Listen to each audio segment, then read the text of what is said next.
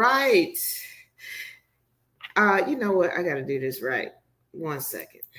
1 second. Ma'ams, I need y'all to start at the beginning. Welcome. Okay, hold on. Q&A. Yeah. Halo. Let me get this in the right frame. I'm gonna try that. All right. How's that? Is that better? Yes.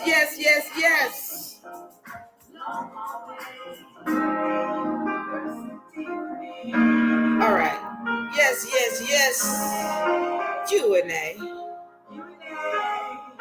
Yeah. All right. Welcome everybody. Excuse me for moving the camera. I'm trying to get this set up properly because we have been having a very difficult time. I'm going to tell you, it's 12:59, going on 1 a.m. And we have been trying to get this thing up for many days now. But today in particular, we started at 7 p.m. And it is now 1 a.m. So I need y'all to bear with me at this time. I was hoping to go live with some people communicating, but we're not going to have that tonight because everybody's going to bed because they got to get ready for work tomorrow. But I'm going to say what I got to say. We're hit it and quit it. Actually, I got a long set tonight. I just got a woosah right now because, this is one of those times when you almost just want to give up and be like, no, not tonight. But I'm going to say this because we have had some attacks when we have attempted to go live, and not only me, but my tech guy. I want to thank him so much for being so willing to work and help and get this thing up and running.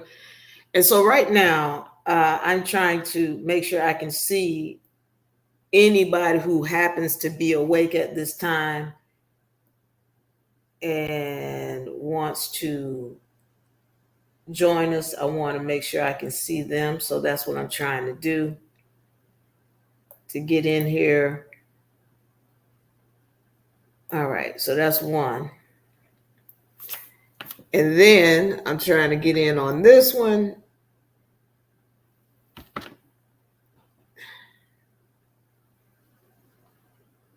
I don't see my live on TikTok. Give me 1 second. I'm gonna tell you something. I'm being very patient tonight. I know I said go live 10 days ago, and it didn't go live, but hopefully we're going to go live now. And I want to say welcome at this early for tomorrow hour. So let me see if I can get this up, because I told this thing to go live and it's like not going live. Go live.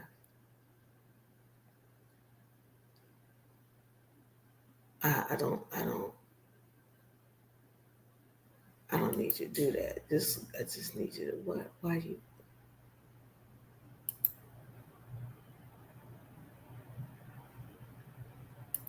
All right.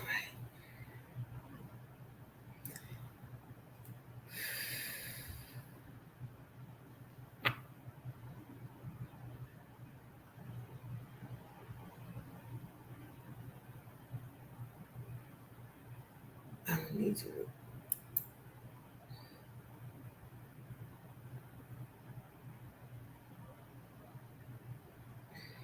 See what I mean? It's like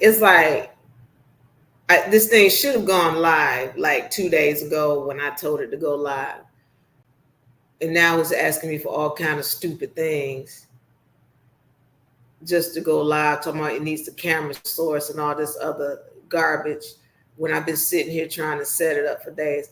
I'm not going to argue. I'm not going to complain. I'm going to get this done. It's 1 a.m. Some things I need to talk about today. I need to say this because, as I've said, we've experienced some attacks whereby myself, when I go online, now we've been doing this thing from the same network for years, plural. And so we go live, and now all of a sudden, my TikTok lives are glitchy. My YouTube lives are just cut out. I can't get on live from anywhere, but I can communicate. Come to find out, this is some kind of attack, DDoS attack or whatever that is. All right, so somebody's trying to attack or attacking and cutting the lives. So there have been like 4 lives that we had planned that we couldn't do. And so now, today was like going to be my day where I go through all of these lives that we've missed. Because there have been things after things after things after things that we wanted to speak about concerning so many things. All right. Because I get these people responding to our sessions, and I think we're supposed to be live now. So I get people responding to our sessions, and I'm wanting to give them a response back, and we can't do it for whatever reason. So right now I'm trying to get into our lives that we have going on now.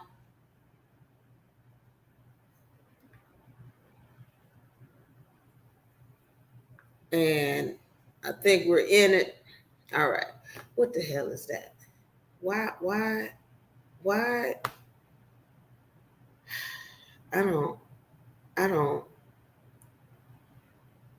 I didn't say I wanted this. Why would you?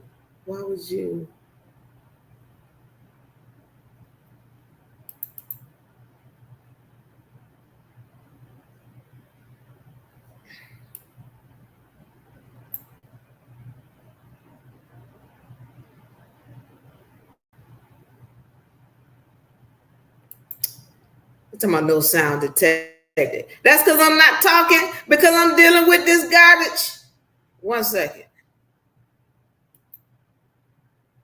All right.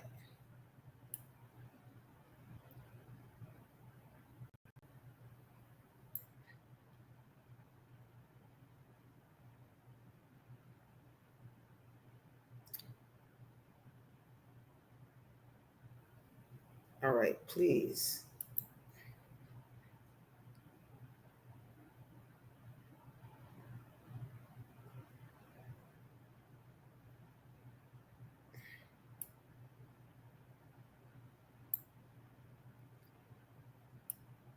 All right, we're gonna go with this. And to my people on TikTok who are watching, all 2 of you, I want to say welcome. Let me. All right, I can deal with that. I think we can rock and roll. Let me see if my tech guy can hear me. I know I can see us on YouTube. I can see us on TikTok. Wait, did somebody join?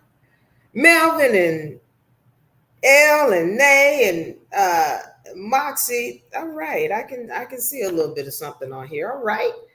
Who else is in here? Joseph, Billy, thank you for watching and joining. All of my people on TikTok, my people on YouTube, welcome. Wait a minute. All right, this was not supposed to be a test. We were supposed to be set up. My guy was supposed to be doing all of the technical stuff. Diva Lyri didn't want to be doing all this technical stuff. Why am I seeing this? What's going on over here? All right, we got a delay for 2 days over here on YouTube. Why does it look like this? Let me tell my tech guy to fix it. 1 second.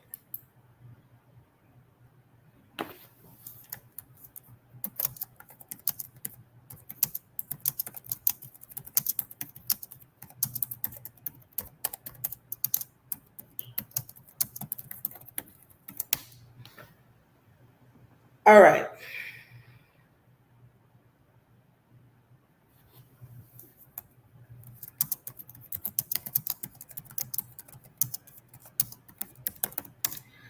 All right, let me get myself together.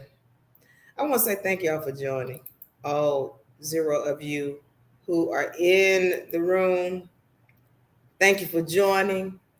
Um, let's see if we can get this thing fixed, and then we're going to start moving.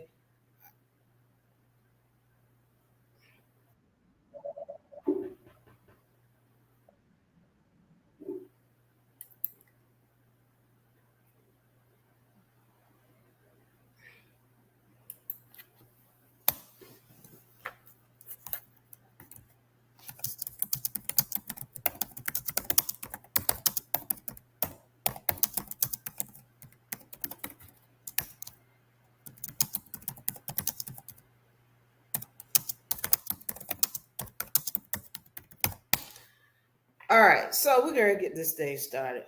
Let me see if I can get this thing fixed over here. I don't know why it's doing what it's doing, but it's doing some stuff, and I'm ready to move forward.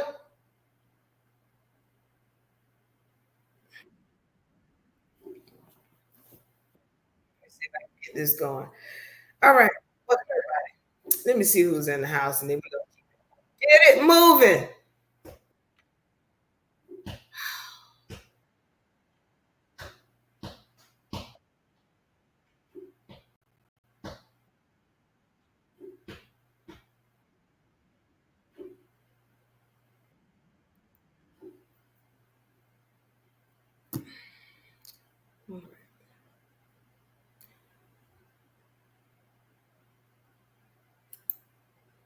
All right, then I do it myself.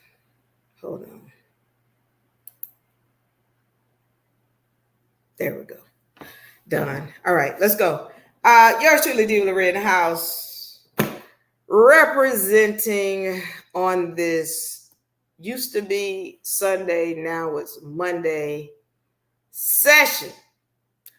Um, I need some scissors. I'm gonna drink some scissors. It's a good thing I don't drink because I'm thinking this is water. This one of those days. But we're gonna move forward. All right, now. I want to welcome everybody. I'm yours truly, Diva Lyri. Y'all have heard the news already. It came out earlier this morning. I saw it when I woke up, but it took me 10 hours just to get ready so I could be here and give this message to you today. Christy Size has been fired. Now, you all know, all 2 of you all who have been watching my sessions know that I've been saying this, and I did a session. This is another one of our sessions that actually didn't get recorded. I think it's on the live somewhere. I don't know, but it didn't go out like we had expected it to. But I talked about, first of all, I had already talked about the fact that they were cleaning house and the roaches in the WNBA, and the fact that this was a clear notice to me that the Fever at least were starting to clean up house, and that when they hired the COO, that now it would be a situation where it's like, okay, you know that they're going to have to replace the coach. Let me rephrase that. The vast majority of the cases when they're coming in, they're putting a new CEO or COO. That means everything from the top down get ready to get cleaned up. All right. So of course it was the COO win, and then I did a session talking about the general manager that they brought in, and we're going to go into that. And I said they have to get rid of Christy Sides. I did another session called Caitlin Clark, clean underwear or dirty underwear after you take a shower or something like that. And basically what I was saying is that when you bring in a COO and a general manager, you are really like taking a bath. All right. And so if you're going to bathe, when you get out, you're going to put on clean underwear. All right. You're not gonna get out the shower after you just took this whole bath and then put the same underwear back on. No. And I'm saying Crystal size is like the underwear, whether you want to call them clean or not. If we're coming in here and we've cleansed our body, which is the body of the organization, well, the underwear is the person who's the coach, who's right there facilitating everything. You're going to change that too.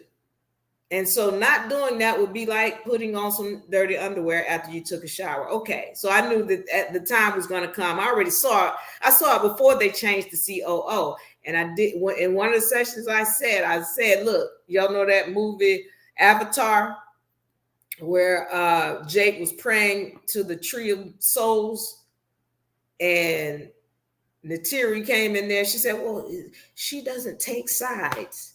And while they were in battle, they saw all the animals start to react and help them join on their side. Well, she said, AY has heard you. And that's what I'm saying to you. AY has heard you. And I give credit to, in particular, the YouTubers with their channels and giving the people the opportunity to voice what they're thinking, what their thoughts are. So congratulations, YouTubers. Congratulations, fans, because it's the YouTubers which really brought a way for your voice to be heard, because the media was not listening. All right. As a matter of fact, the media clearly had their own agenda. We're going to talk about that tonight too, because really it's like a lot of people, even some of the YouTubers, have an agenda, but we're going to talk about that. So let's get into this. And once again, I want to say welcome to everybody as I get into this thing, and just trying to make sure we're up and rolling. I think we got a delay. And, you know, it's funny. I spoke about this before.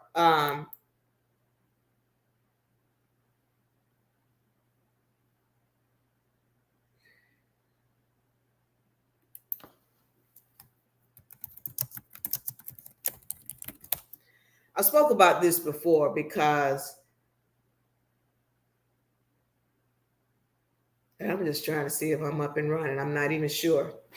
But it's like we got a lag on YouTube. Not sure about TikTok. Let me see what we're looking like over here on TikTok. And I want to thank you all for joining, and forgive me for the delays and all of that. But tonight has been a very interesting time as we're just trying to get this thing up and running properly. So I thank you for your patience. Some of you all, you're not used to us speaking on the sports, but that's what we're getting into a little bit tonight. I'm going to go into some of the some law. If you want us to go into some law, let us know what your thoughts are on that, and we'd love to hear your thoughts. Okay, so thank you for your patience. Let me see.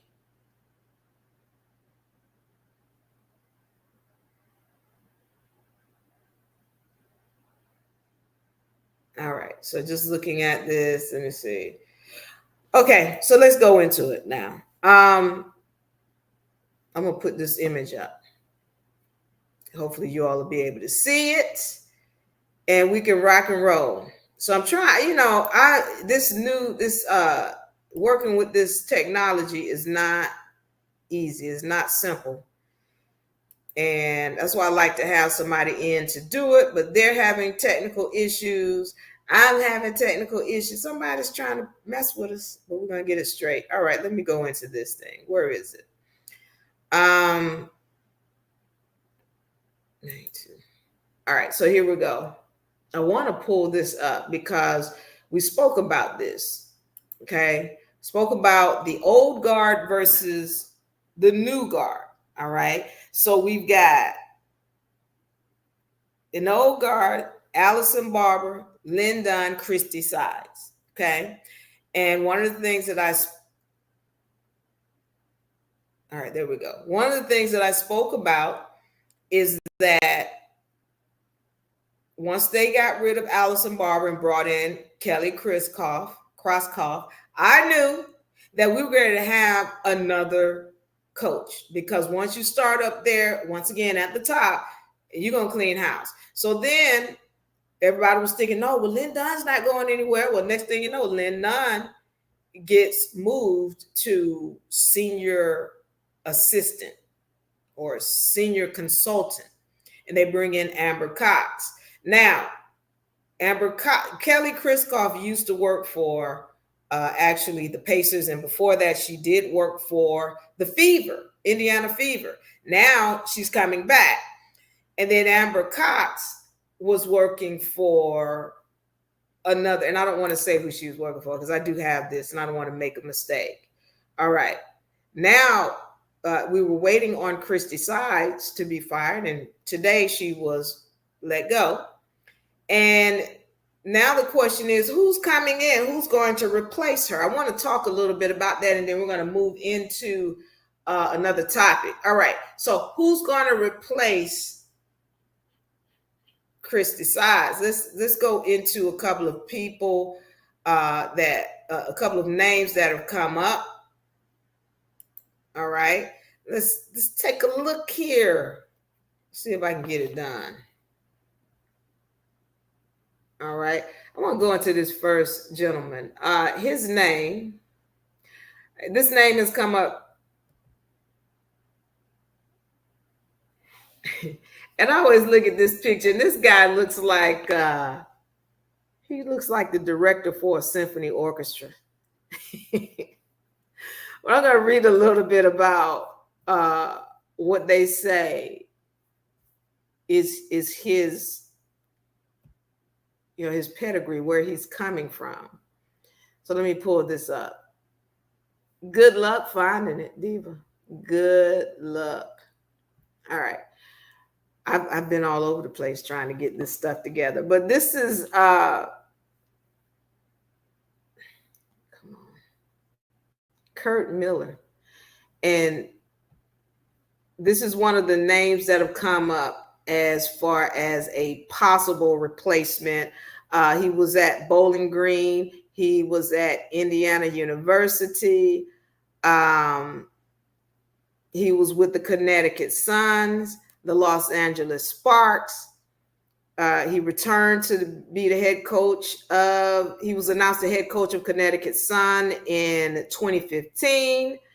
Then he got coach of the year in 2017 when he was with the Sun. He went to the Washington Mystics. They went to a semifinal in 2020, and he stayed with them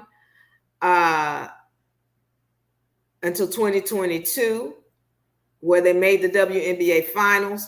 So he is one of the people you whose names you hear. All right. So that's Kurt Miller. Then you have my favorite,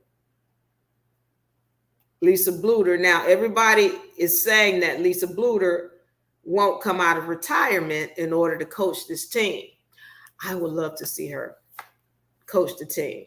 All right. So your number one runner name that you hear that is possible to be the new coach is this lady. All right.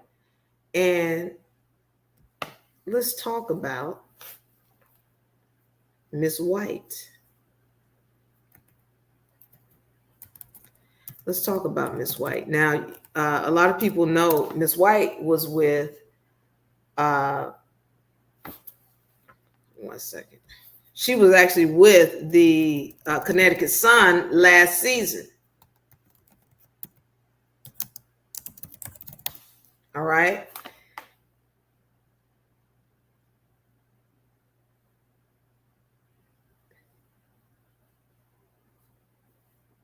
One second.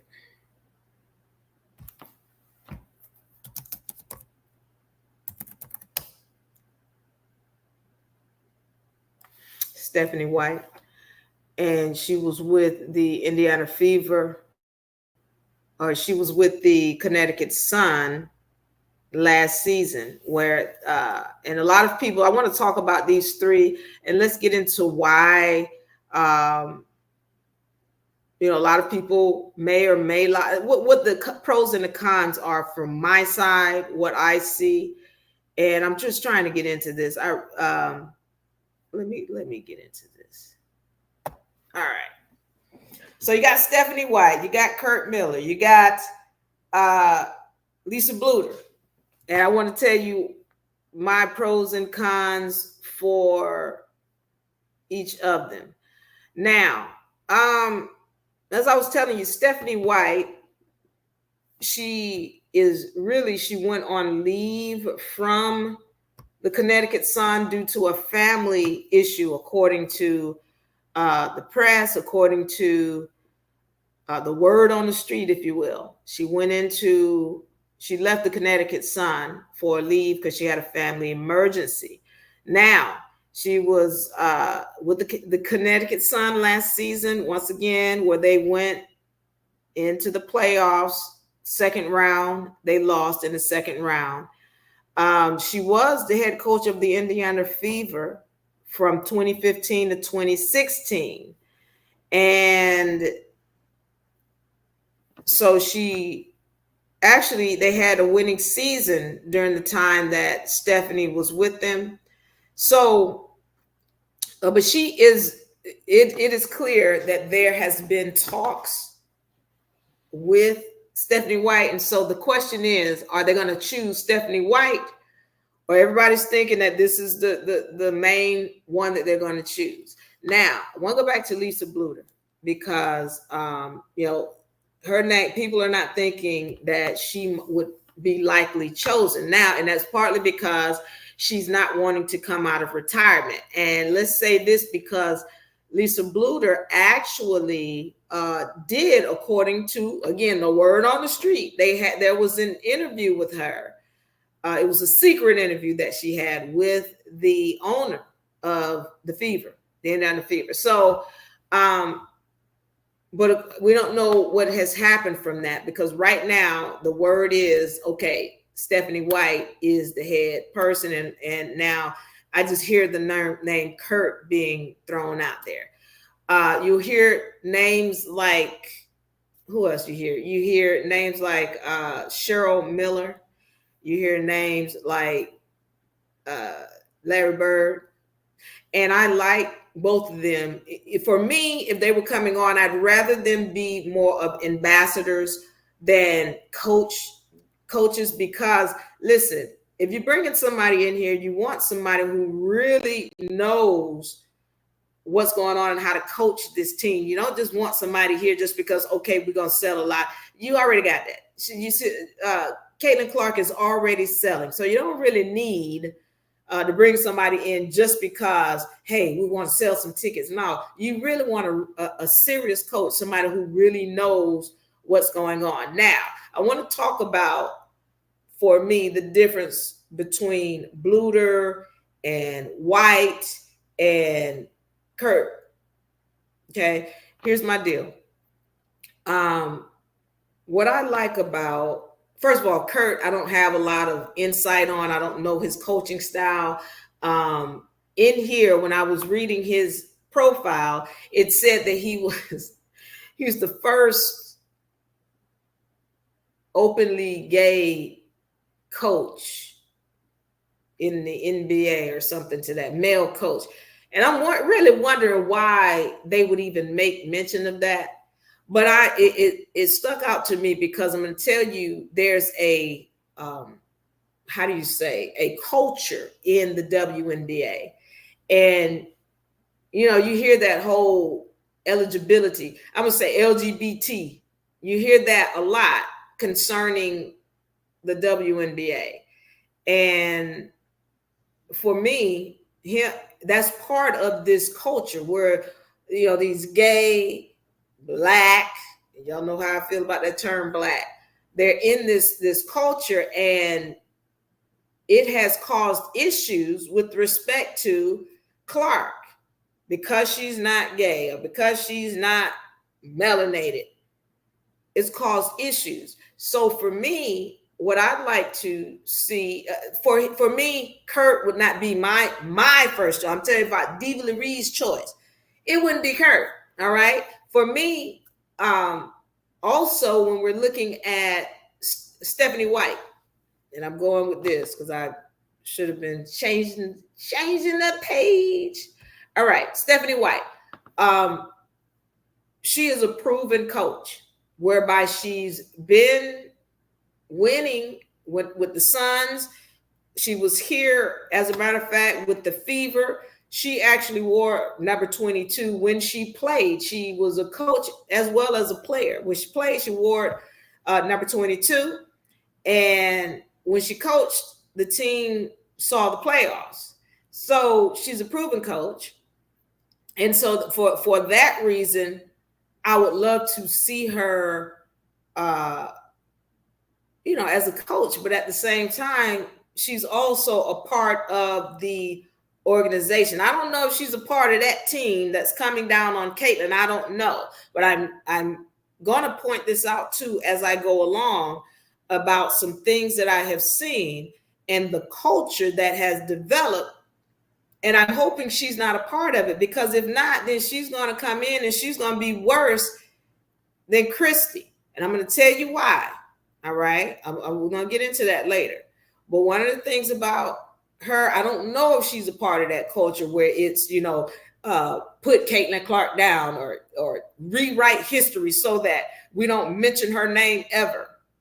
And I don't even know why they're doing that, but I see the culture, and I'm going to speak on that so that we understand what I'm meaning when I'm talking about Stephanie White and what she's going to do when she comes in here.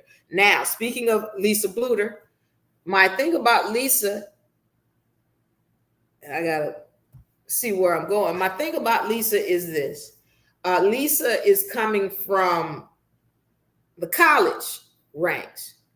She's not necessarily, at least not that we can see, a part of the culture. Well, Dawn Staley is, and she's in the college ranks. She's in the culture. And you're going to understand what I mean. Just stay tuned. But Lisa Bluter, at the very least, she likes Caitlin Clark. She appreciates what Caitlin Clark does. She's worked with Caitlin Clark before. She's won with Caitlin Clark. Really, when we're talking about the system for the Fever, that is Caitlin Clark. And so I see, of course, we already seen Lisa Bluter has won with less talent than what the Fever have now with the system of Caitlin Clark. So what I'm saying is that if it were my choice, I would definitely want Lisa Bluter. One of the things that I keep hearing everybody say is, when we're talking about what's her name, Miss White, we're talking about White, Stephanie White. She's better than such and such, or she's a lot better than Christy Sides. And for me, it's like, okay, great, but can we get a great coach? It's like we're just recycling coaches. Can we get a great coach, a coach that we know is going to come in here and really put down the X's and O's so that we go to a championship? All this stuff Lynn Dunn was talking about, we're ahead of schedule and we expect in 3 years. We're just talking about. If you get the right coach in here, I see them winning it all. I don't see that these other teams had so much more talent than what the Fever have now and can get. Now, when they got other people coming in, and everybody keeps talking about Satu Sabali. Okay, if she comes in here, then you got 5 main people. And if you get your back court or your bench set up, I don't understand why you can't be going after a championship now. For me, when people are talking like, well, I don't see them winning and I don't see them. I wish they would be quiet. They call themselves fans. But it's like, every time you open your mouth, you're saying something negative. This is me. Because I know that when we speak, we manifest what we're wanting. All right. I'm saying that they can even go as far as they need to go if they get the right coach. So instead of recycling a coach, and I'm not saying Stephanie's not good or Stephanie can't do it. I'm pretty sure if she comes in, she's going to take them at least to the second round. I see that. All right. So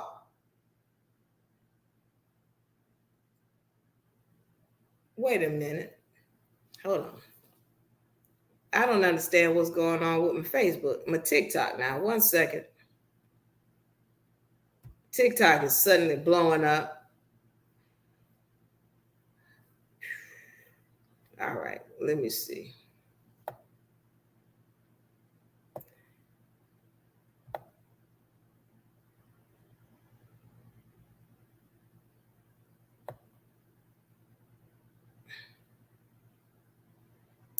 All right, so sorry, TikTok. I'm still trying to figure out how to use this thing. So please forgive me. My TikTok peoples. Let me see if I can move this right. All right, I'm not gonna mess with it. Okay, so right now, where we are is we're talking about the three coaches, the three main coaches that you hear that are likely. All right, the least likely would be Kurt Miller. Second least likely is Lisa Bluder, who is my favorite.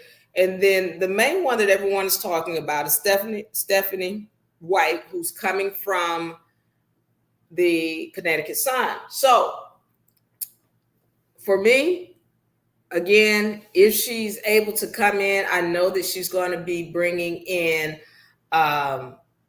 champions. A championship. Well, maybe not a championship, but definitely, definitely, I see a second round in the playoffs. That's what I see. All right. So, with all of that being said, glad to have they have cleaned house. I'm glad that they have cleaned house. They've removed Christy Sides, which is what all of the fans were asking for. And let me say this: when I woke up and I saw that message, honestly, I was clapping. I was happy. I cheered. I feel a little bit bad for Christy Sides. I know it must have hurt. I know that it was nerve-wracking when the word came out that the Fever were actually interviewing Stephanie, all right, for the job of head coach. I know that had to be nerve-wracking. I know it had to be hurtful. We don't wish bad or negative here on anybody, but I can't lie when I say I was cheering, I was happy, I was clapping because I'm happy that she's gone. I'm telling you, last season, 2024, when they were playing, I remember this was before the break. I hadn't watched a whole lot of Fever games, but I started watching them, and I remember thinking, because before I started watching, I kept hearing about Sides, and I didn't really know who she was. I just was watching the highlights, and I was seeing Caitlin Clark play, and it got me wanting to watch the game. And then when I started watching the game, and I started seeing how Christy Sides was coaching, I was just thinking to myself, I don't want to watch anymore until she gets fired. I just didn't want to watch because it was really very frustrating to watch somebody who was so talented be wasted under somebody who really doesn't know how to coach. So I remember after the break, they really started to go on this tear. And so I did start to watch, but it was very frustrating. It was very frustrating. And then, of course, for me, once the Fever were eliminated, that was the end of my season. I was done. So, and I remember I had said this on one of my videos. I was like, well, the season is over. And somebody was like, the season is over, but they still playing. Pardon me. Forgive me. The season is over for me because I'm not watching if Clark is not there, because I'm here to watch Clark. And we're going to get into that topic as well. All right. But I wanted to get in on that. I wanted to weigh in on the firing of Christy Sides. I hope Christy Sides goes on to become a champion coach, with another team, and she gets to run the type of offense that she wants to run. I wish her much success. But right now I'm glad to see Clark is about to get another coach. I hope it is a great coach and not just the best that's out there. There's a difference. There's a difference. To say, oh, well, this is a great coach that's coming in and we trust that they know the X's and O's and they know how to win. That's one thing.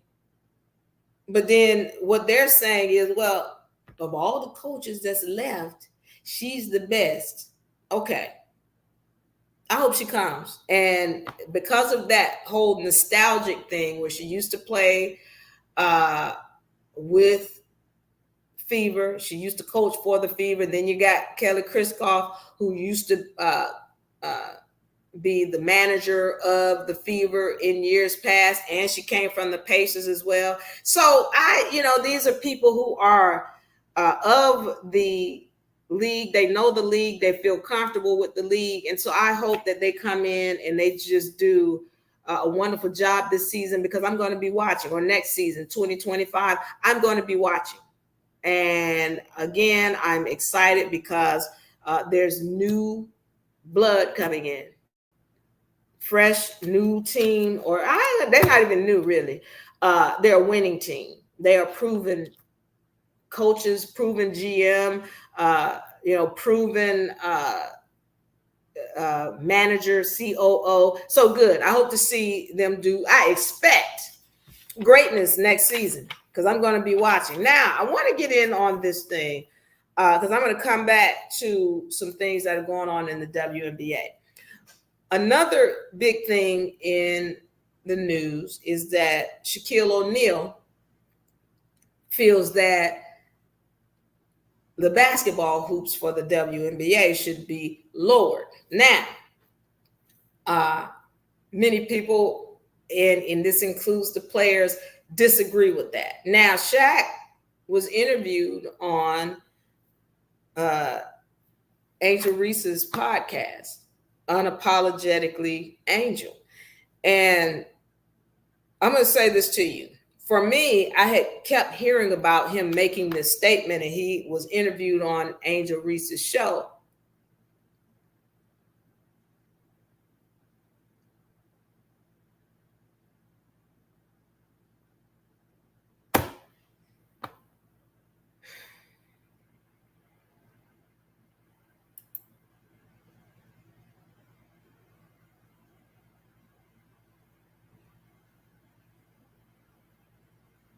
All right. I don't know if anybody's out there on TikTok and you can hear me, let me know. If anybody's out there on YouTube, let me know. We should not be getting all of these interruptions. And that's what we're getting. Just interruptions after interruptions after interruptions. And I'm getting an interruption now.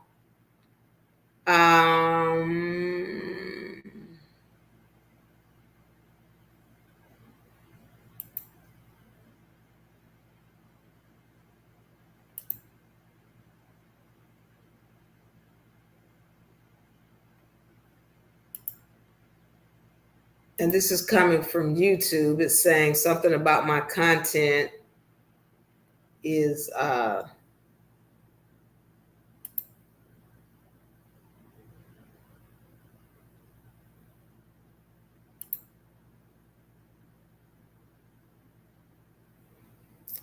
it's oh, you got a high computer load. Okay, let me continue. So with all of that, let me get into this, because when it comes to Angel Reese, I'm not a big fan of Angel Reese. I'm not a hater either. And I don't watch the Unapologetically Angel podcast. But when I heard about this, I had to go and watch it, because one of the things that we don't do here is we don't want to speak on things that we don't have firsthand knowledge on. So I've heard people say this and I've heard the little clips, but one of the things I always like to do is to go and see the full, whatever it is that I'm speaking about, if it's a show or a video or a clip or whatever, I want to see the full version of that video before I make a comment about it. All right. So there was a few things that were said about the podcast. And so I went ahead and watched the podcast in its whole. I'm going to leave a link for that in the bio. All right. A subscription rather. 1 second. I just want to make note. Leave a full link in the subscription, so that a description, so that you all can view it if you decide. All right. So when I do want to speak about what I saw, because we get Angel Reese is getting a lot of hate on her podcast from some people that I've seen, and this should not exist, and she shouldn't be doing this, and she needs to focus on basketball, which I agree. But I do want to speak about what I saw when I saw the podcast. I liked it. It was cute. At least that interview, because that's the only full session I've seen, is that full interview between Angel Reese and Shaq. And it was really nice. It was a cute interview. And I liked it was so well. One of the things that was so cute about it, I liked Angel Reese. She had all of her products, or some of them. She had her Reese's Pieces set up, and then she had the Shacklicious candies up there. It was a cute set. It was a well-designed set. I liked it. It was very nice. And you can see Angel's growing in her speaking abilities. And, we all got to start somewhere and get up to the next level. And I think she's going to get there. I like the show. I like the setup. All right. So in this session, there were a couple of things that were talked about. Now, first of all, there was this guy who was going on about, I can't believe Shaq said these sexual things to Angel Reese. All right. I was going to play that video. Let me see if I can find it real quick. I'll play the video.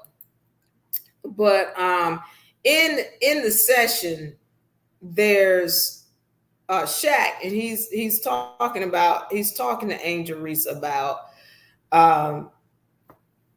look, if you wear those little shorts that you wore, and I'm going to see if I can find it real quick, but if you wear those little shorts you wore when you were on Wilding Out, then you're going to get a lot of people. Let me say this too. Shaq just talked like a guy who really is clueless, really. I mean, clueless about promotions and what really brings people to the game. Here's my problem with guys and men sometimes, because they always think sexually.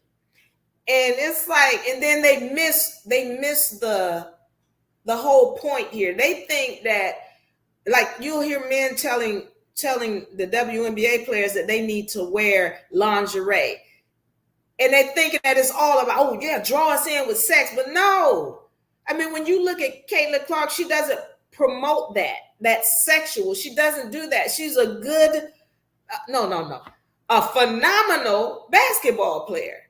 And that's what make you want to watch. It's not about her being sexy or her wearing some lingerie or her dunking. It's not. First of all, let me get into this about the sex side.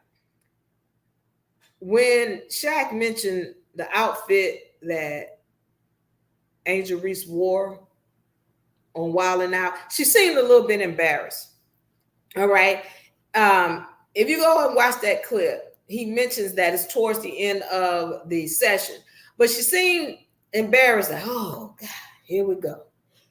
Well, you wore it. You put that on. And so now you're drawing this kind of attention that, where these men are not looking at you for your style of play. They're just looking at you because of the clothes you're wearing. And the problem with that is that when you are doing business, this is one thing I found out with men. They're going to respect you when you keep it business. Like, I'm here to play basketball, and that's what I'm going to do, and I'm going to be great at it. But then when you put something sexual in it, you really will lose them. You can't keep them if it's all about sex. They might look, but you can't keep them with that. You can't hold them with that. And there's a lot of attractive women in the WNBA. There are. But why is it that they can't hold that attention? Asia Wilson, she's attractive. But she's clearly, and this is not a knock. We're not knocking on anybody. We're just telling what the facts are. She can't hold attention. It's not about it. Oh, and she plays basketball very well, but it doesn't hold attention. Why? Because it's not just about you. Oh, she's a good player. And Asia Wilson is going to say, oh, well, it's white privilege. I don't agree. Because there's another great basketball player that came in before Clark. She was Albion. As a matter of fact, she's the woman who's talking about, well, Black women deserve attention and we need to start giving Black women her.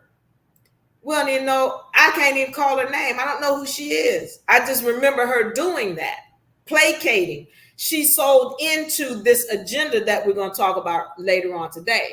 But getting back to what Shaq said, when he made those sexual comments, his whole thing is you got to put some of them shorts on and you got to lower the rim and then y'all need to be slam dunking. Well, let me say this to you, because he asked the question, why do people watch with Caitlin Clark?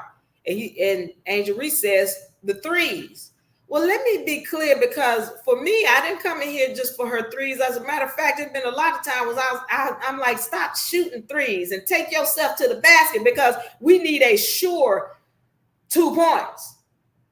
So for me, yeah, I like her logo threes, but I also like her when she drives to the basket. I also like her passing across the whole court. I like the way she facilitates. I like the fact that she is a visionary. Like, she is checking the court the whole time. She's intelligent. She is a leader. She's a field general. She has the full package. It ain't just no 3-pointers. And for him to just keep thinking that it's sex or it's slam dunking, or Caitlin Clark is the full package. When we're looking at Michael Jordan, he was a full package. Even if you're talking about, what's our friend name? Larry Bird, full package. One of the things that they would tell you about Larry Bird, they say, look, you know, Michael Jordan is good. You know, he's going to drive to the hole and, you know, he's going to slam dunk on your face. You're not going to be able to stop him. But Larry Bird will make you look stupid, is what they say. He'll make you look stupid because you think you're trying to stop him, and he knows how to facilitate. He can do, or he could do what Jordan would do, but he also knew how to facilitate and make his players around him better. He's a whole package. And that's what Caitlin Clark is. So please stop making it seem like, oh, it's just that she shoots 3 points and y'all need to be able to slam dunk. That silliness. Why is it? Because I'm ready to get into this, okay? So we've talked about this. It's not a sexual thing. And then the whole thing where this person was upset about how Shaq was going in about this guy with the sexual comments. All right, listen. Shaq is a man. Again, he's a guy. He's a dude. He's no different than any other man. And then he was making it seem like Shaq was saying inappropriate sexual comments to her. Now, here's my thing. I know Shaq in this video, he says that, you know, Angel, you like my daughter. I'm your mentor, and I treat you like my daughter.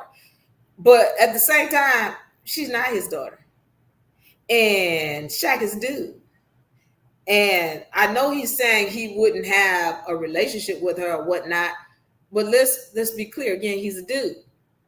And if the opportunity was there, well, who knows? But then he kept trying to hook her up with some other guy, some light-skinned dude he had up there. And oh, he's gorgeous. If I was light-skinned, all right. For me, that's what dudes do. And as far as the comment about how she was dressing and she looked a little bit uncomfortable. Like, oh Lord, yeah, well, You don't want to be attracting that type of energy, because that's what you're going to get when you wear those kind of clothes. And I'm not saying you can't wear what you want to wear what you want to wear, but recognize what kind of energy what you're wearing brings. All right. So we get into this thing. Again, I was enjoying the conversation that they were having. I enjoyed Shaq and him reminiscing on what happened with him in his time as when he first started playing and when he was younger. I enjoyed that. Now, this whole lowering the rim thing, and he's talking about the threes and the or that's the only thing or that people are looking at. She's a field general. She makes the whole game more exciting. So it's not just one thing. Now, Angel goes on to say, men don't respect women's sports. And I got to find my notes for this because I need to make some points on this, because she came off like a victim. Like, they don't like us because we women and they don't have a respect for women's sports. Okay, let's be clear on this, all right? Because there's this whole notion, and then Shaq even said to her, no, because is what he said. He said, I watch volleyball. He said, I watch women's volleyball over men's volleyball. So it's not that it's women's sports that's the issue, but I want to go into something, because in 2024, and let me see if I can put this up on the screen. 2024, and these are the stats that I pulled up. It says in 2024, NCAA Women's Basketball Championship game had more viewers than the men's championship game for the first time in history. This was in 2024, and it had been building before that. So it says 18.9 million viewers versus 14.8 million viewers. And this is the women's, and Caitlin Clark wasn't in college back then. Now, this is last year. She was in the NBA. But I do want to bring up what was going on with the WNBA. WNBA had a record season. It says that viewership in the WNBA attracted an all-time record of 54 million views. Let's see if we can get this right. Come on. Okay. 54 million unique viewers across the ABC, CBS, ESPN, ESPN2, ION, NBA TV. All right. 22 regular season game telecasts averaged at least 1 million viewers. WNBA 2024 season sees record viewership with 170% growth since last year. Now, I want to talk about this because, yes, Caitlin Clark has a lot to do with this year. But the previous year, even before Caitlin Clark came out of college, and the years before that, women's college basketball was doing very well when it comes to viewership. And we can go back and look at this. Women's college basketball was doing very well when it comes to viewership. Now, I need to get into this because I need to be clear on this.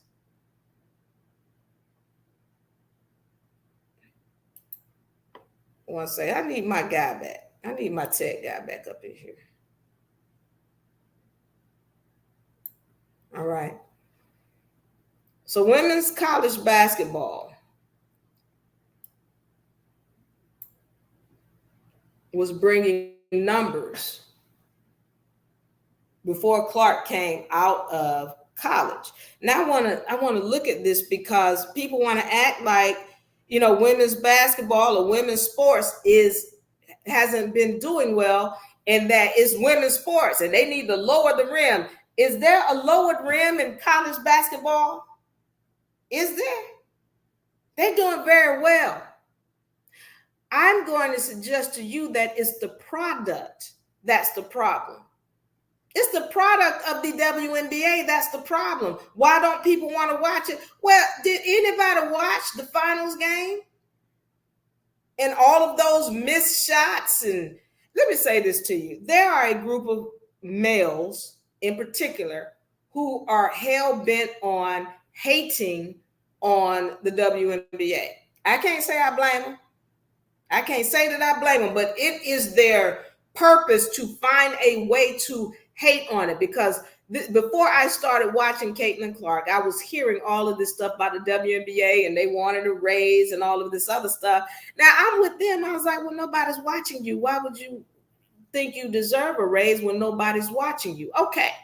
Now here's my issue. You have these guys, you know, they're talking about this and they're purposely showing things, like they're showing the lowlights. You know that how they say the highlights of the game and all that. These guys in their videos, they'll purposely show the lowlights where you see all these missed balls and these missed layups and, you know, turnovers and all of that. And it's like, come on now. Don't act like that's how the whole game is. However, when you have a game like what that playoff game was, where it was like 60 to 67, they didn't make over 70 points per team. Who wants to watch that? Who wants to watch a game where people can't make a layup? Who wants to watch a game where players don't even know how to do a screen? Let me tell you something. Basketball is not my game. Football is my game. You say football screen, I know exactly what you're talking about, but I've learned a lot about basketball since I've been watching, because I've been watching Caitlin Clark. And I know about the elbow and the top of the key and the drop shot and all these new terms that I didn't know about. But my point is this. You've got these guys who are saying these negative things. And they're purposely trying to paint the WNBA as a garbage league, which I don't disagree. So, but when you look at the product that Caitlin Clark has brought, it's a different product. And even the guys who try to hate, they will say that too. All right. They will say, yeah, you know what? Caitlin Clark did bring, she brought some excitement to the game, because there was a lot of people, it's not just me, who are watching now because of Caitlin Clark. And I'm here for Caitlin Clark. None of this other garbage, not even the other teams. It didn't, for me, like I saw other people who they Caitlin Clark fans, and that's clear that they Caitlin Clark fans. They was like, yeah, well, watch the game with us, watch the finals. And it's like, why would we do that? Because I'm gonna get into that too. When they were very disrespectful to us. Okay. Getting back on this, all right. You got this situation where there's this whole desire to disrespect the women's game, and they do it purposely by showing the lowlights. Now, at the same time, I want to make this clear that the women's basketball league for the college, they're getting a lot of viewers. And so please don't tell me that it's because of the basket goal needs to be lowered, because that's not the case. Please don't tell me it's because they need to wear lingerie and they're not sexy enough. That's not the case. Please don't tell me it's because they're not slam dunking. That's not the case. The problem is the product is not good on the WNBA side, because clearly it's good on the college basketball side for the women's. So my whole thing is, when it comes to the WNBA, and I'm ready to get into this, and that's a good transition, because I need to get into another session that I talked about that didn't get to air because all of these technical issues came up. But it was called "Are the WNBA Players Asking for Too Much?" as we get into this whole thing about the pay, where there might be what they call a lockout, because the WNBA players have chosen to opt out of any kind of agreement. All right. So let me finish up here, and I'm going to go into that opt-out situation. My whole thing is this. Angel Reese says, men don't respect women's sports. And she sounded like a complainer. And my whole issue is that she's not understanding what really the issue is with respect to the WNBA. And like for her, as much as she is a phenomenal, when it comes to how do you go? When it comes to rebounding, Angel Reese is she's all that. All right, she's number one. She's at the top. Okay, we know that. But when it comes to layups, I mean, and putting the ball back, well, she needs work, and that's low quality play. That's the kind of thing that makes people not want to watch.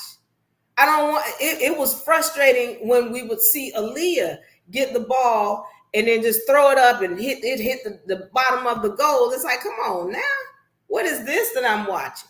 Again, it make me want to watch. It's got nothing to do with your sex appeal. It's got nothing to do with you slam dunking. Show me a quality product. And I'm saying to you, all of us who are here because of Caitlin Clark, all of us who are watching the WNBA because of Caitlin Clark, is not because she's sexy. It's not because she can slam dunk. And it's not just because of the threes. She is a quality basketball player. She knows the game. She knows the court. She's a field general. That's what brings us there. That's what makes it quality, not none of this other garbage that Shaq was talking about. And for her to be saying, oh, well, men don't respect women's sports, is not true, because Caitlin is now the number one athlete in the world. And she's being respected. When we're talking about gymnastics, Simone Biles, it's not that they don't respect women's sports. They respect a game. When you come with a game, nobody can talk trash. You got to be for real. You got to be the truth. So if I know Angel Reese is going to rebound, yeah, she's going to rebound. But then is she going to put that layup up and it go in every time? Or at least 90% of the time, which it should be going up. You're right there under the rim. So the thing is, again, it's not about men are not respecting you. If you're not taking your craft seriously, nobody's going to respect you, not men or women. And you don't have to be sexy, and you don't have to be light-skinned. You don't have to be a different color. You know, just do your job and do it well. That's one of the things that I found with men.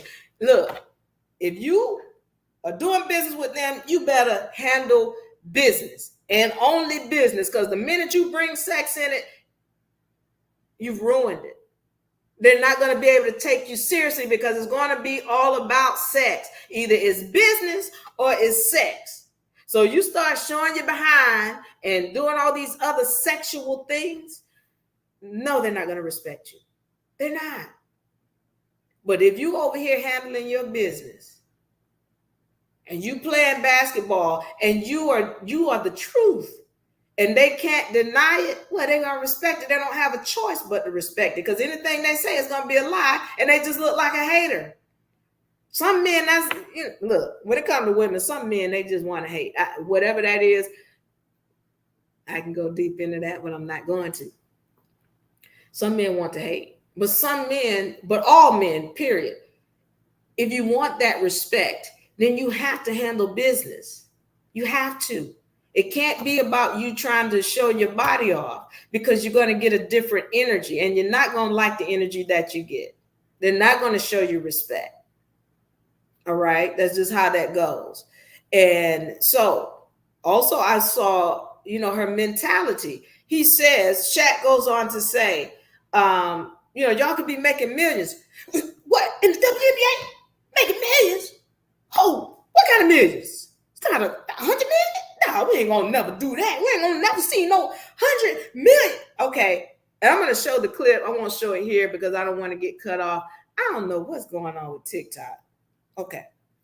I don't want to get cut off. So we're going to cut in the video so y'all can catch this on the reruns.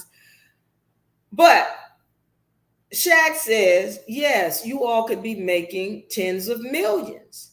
And she says, no, never. We ain't going to never see that. What kind of mentality do you have? Again, this is what we need to start doing our own research. Welcome, AC, on TikTok, YouTube. We need to start doing research, because if you just go back and look at when Larry Bird and Magic Johnson came into the league for the NBA, they weren't making millions.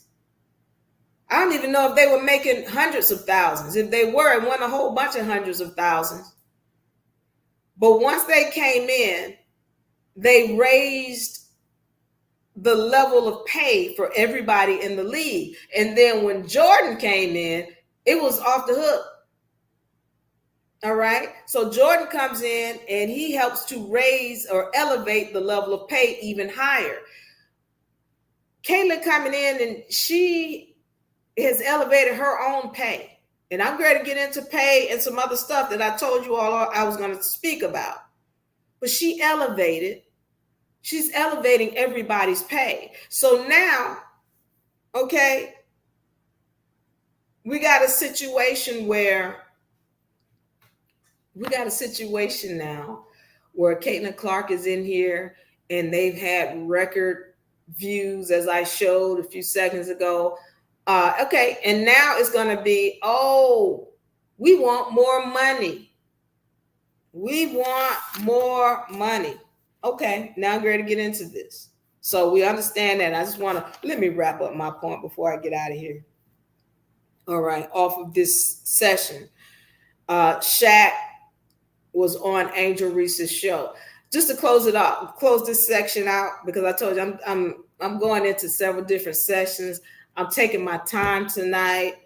We've had a very, very difficult time getting up and running for whatever reason, technical issues. Okay, it's been crazy. But I want to say this before I go on to the next session. Shaq on Angel Reese's show. I hope Angel Reese has a long-running show. I hope she builds it up. I'm happy to see her gaining her speaking abilities. She did well. It was an entertaining show.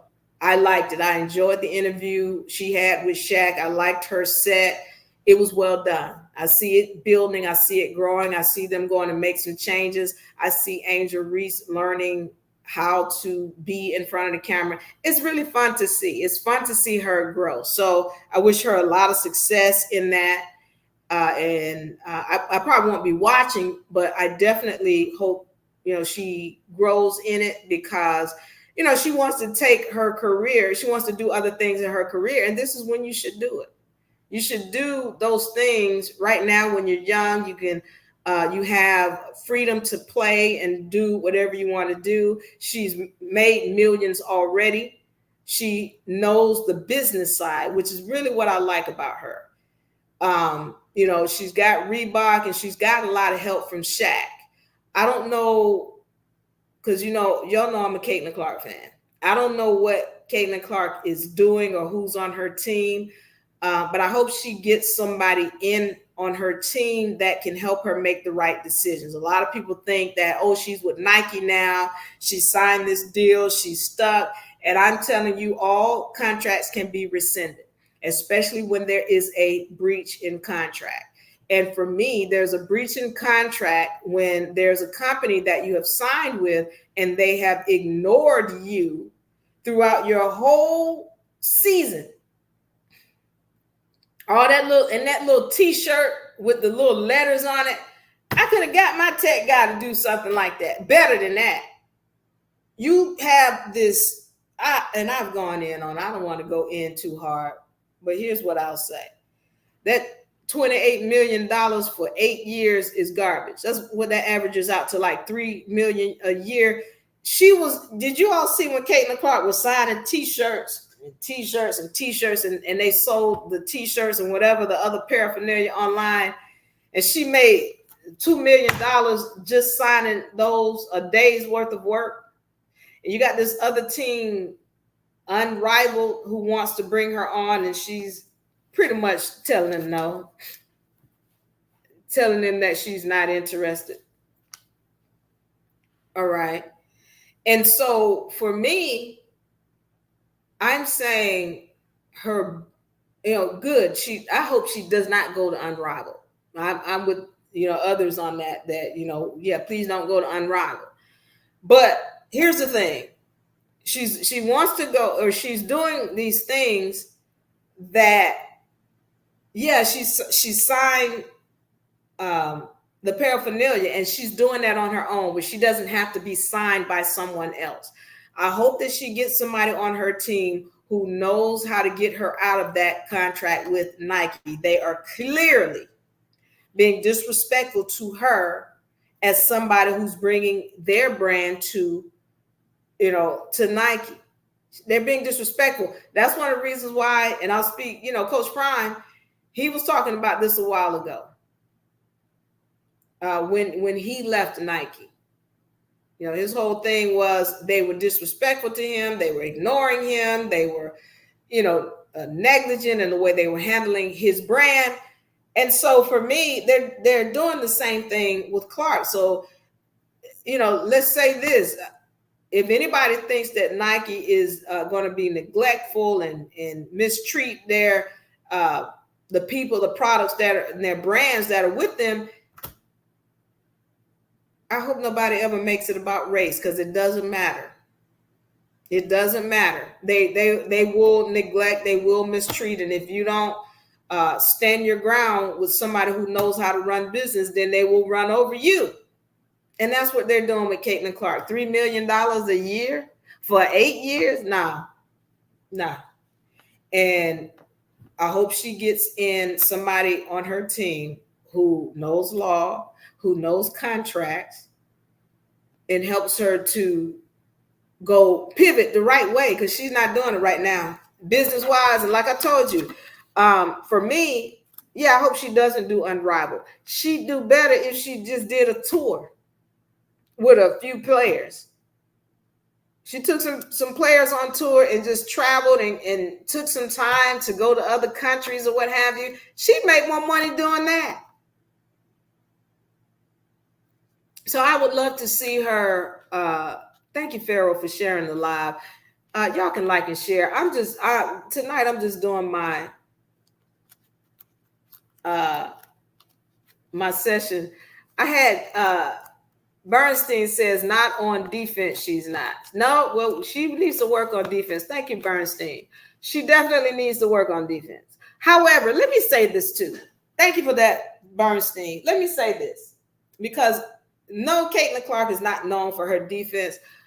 But can you tell me, Bernstein, where she stood as far as steals and block shots and on defense, where she stood when it came to steals and block shots? Because she was very good at that.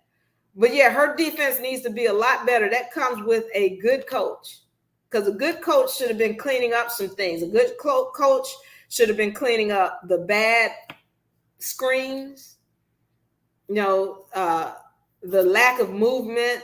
A good coach should have been cleaning up, her lack of defensive skills. So, yeah, she needs some work on the defense. I'll agree with you on that. However, she still is the full package, other than her issues on defense. She's still a full package. So now let me go into this. Thank you, Bernstein. I appreciate that. So I want to go into this. Are WNBA players asking for too much?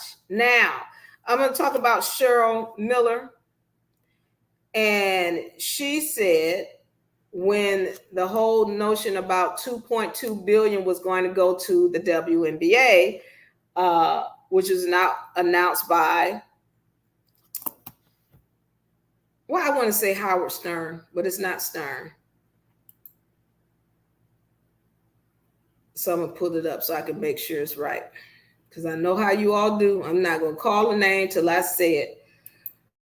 And I don't want to describe him either because I don't want to hear y'all's mouth.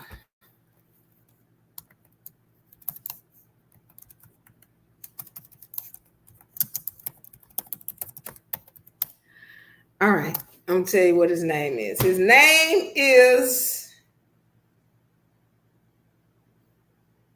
Oh, I put up the wrong one.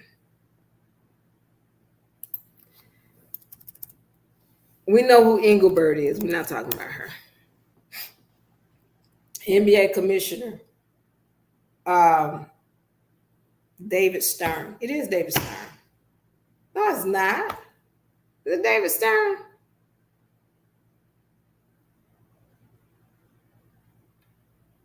Adam Silver.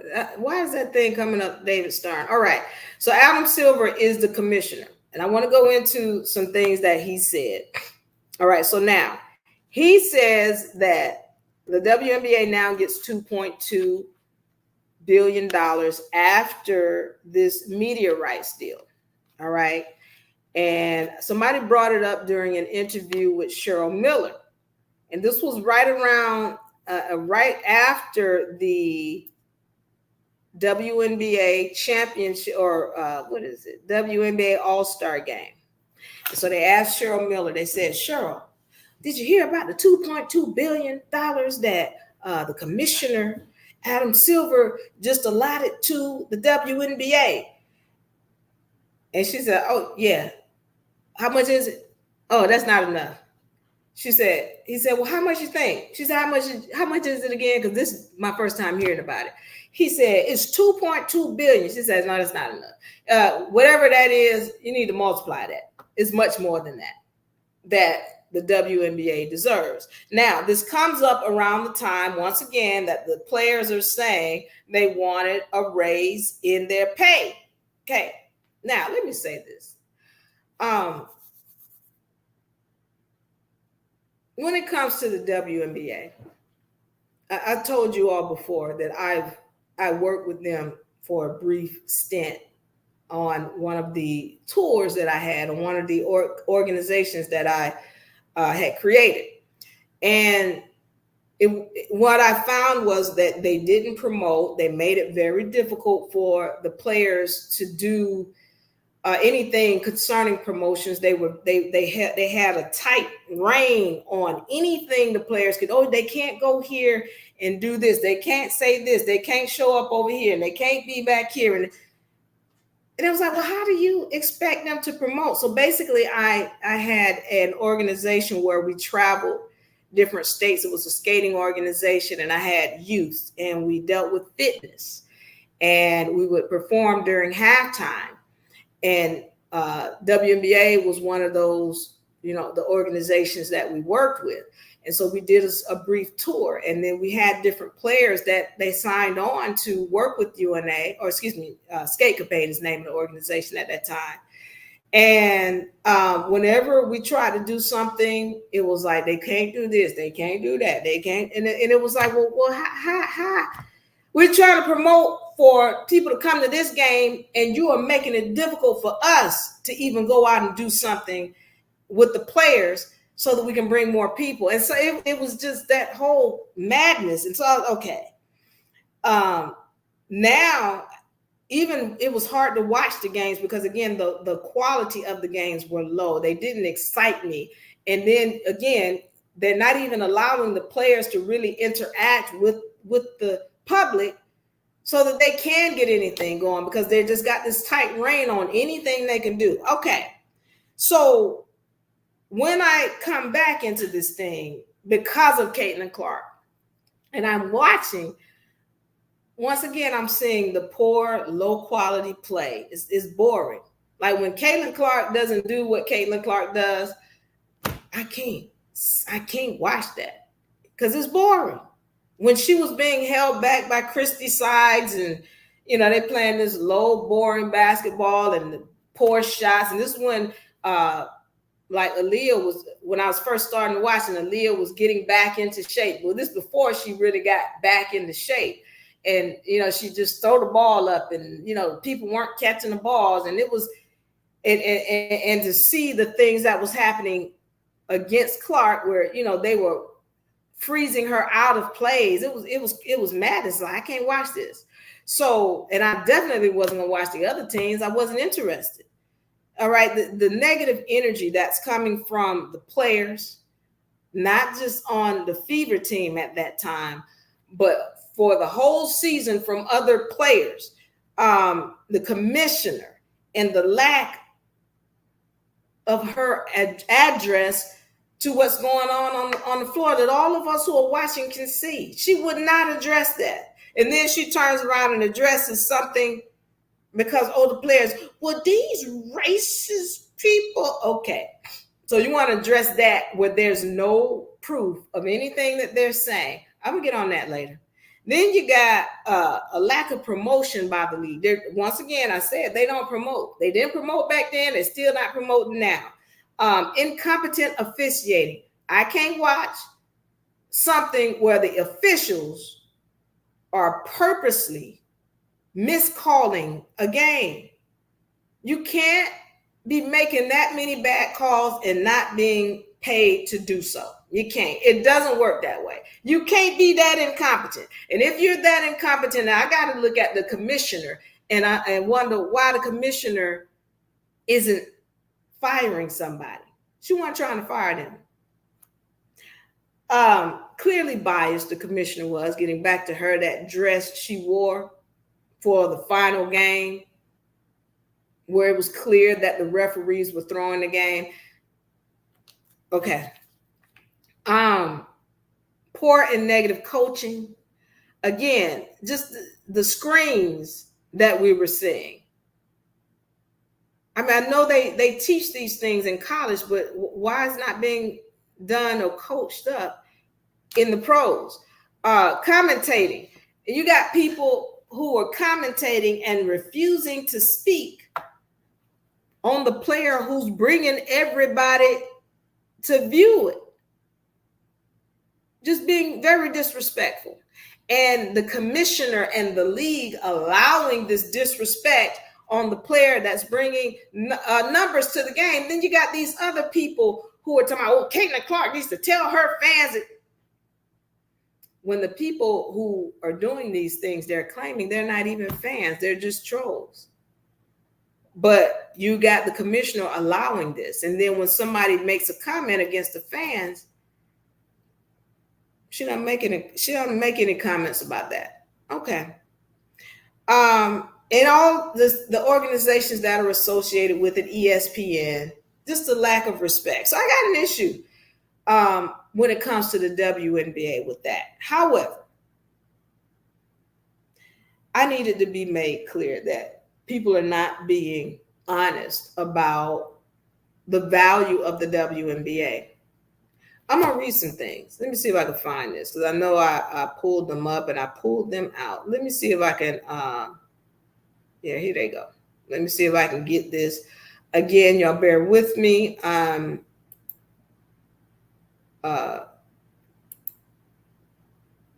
we go. Now, this is not the one I want first. So I want to get to this.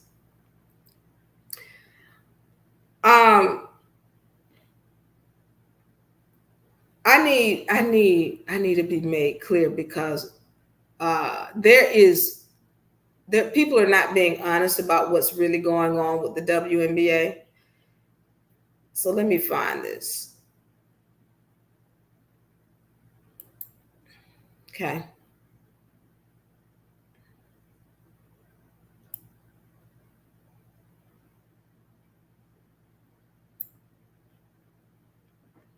And let me get myself together.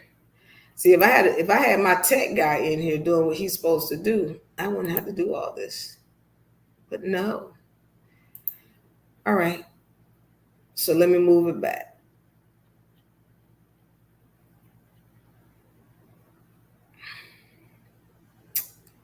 Here we go.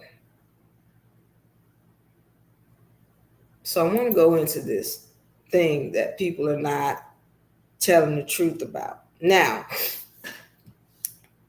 people are saying that the WNBA has been losing $40 million a year, and that the NBA is still financing the WNBA. I need this to be made clear that that is not the case. Is not the case. All right, and I'm gonna go through these. I need to scroll through this because there's a couple of notes that I've made in here that make it clear that the NBA has not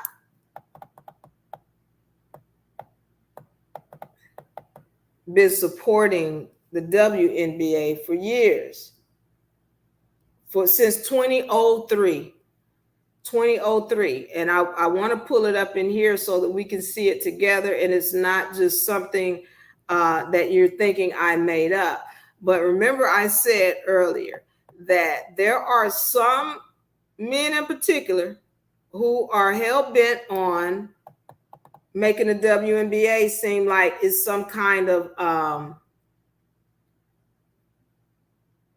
they're just hell-bent on making the WNBA seem like it's just a charity organization. So I had notes in here. I hope I saved them. One second.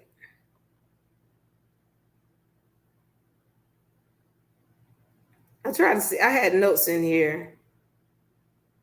And if they didn't save, then doggone it. Then y'all gonna have to bear with me. All right, this particular article right here, and it doesn't have my notes in here. See, you know what? Like I said, just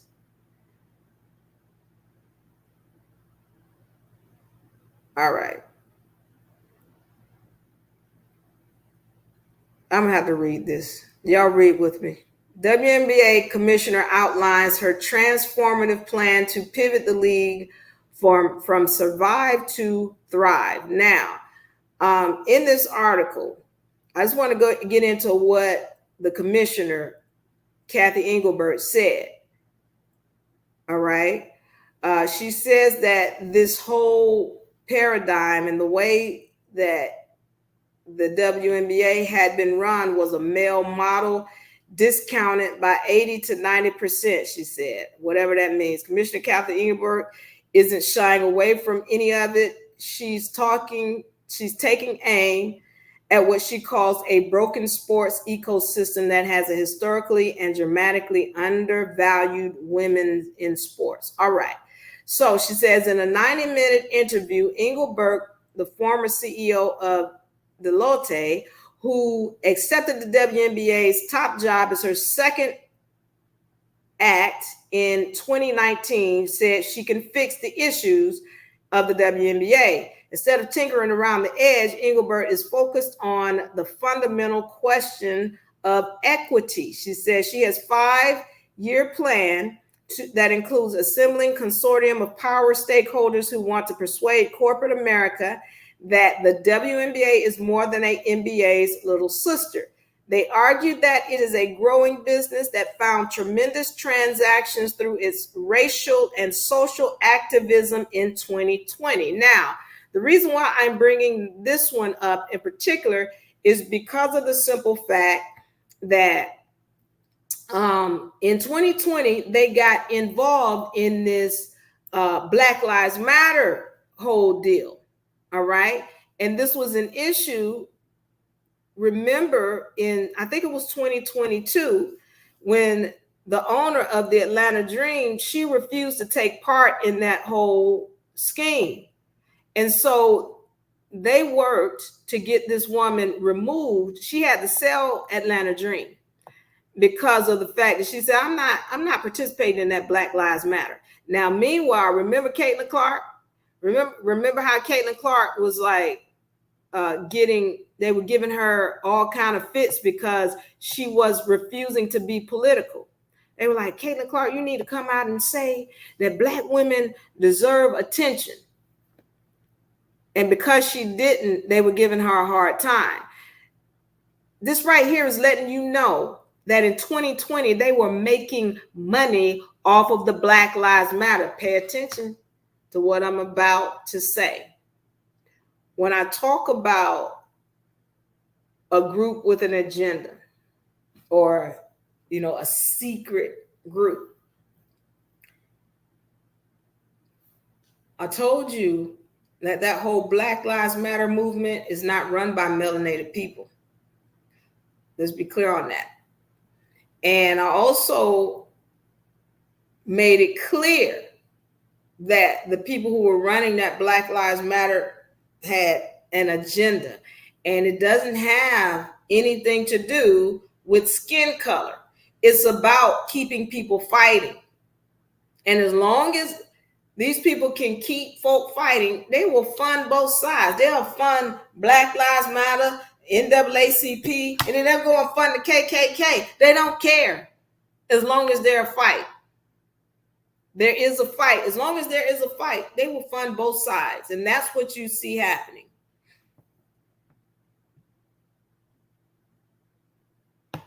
All right.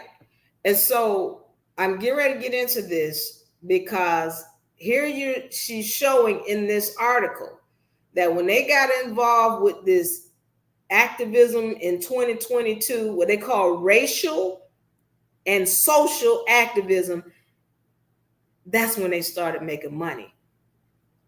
The Black Lives Matter is paying them to have this agenda. And you got to understand, when these people give you money, they're going to tell you what to do. And that's what you have to do, because it's a secret society that's running the Black Lives Matter. And they're going to fund you. They're going to give you money, but now you owe them.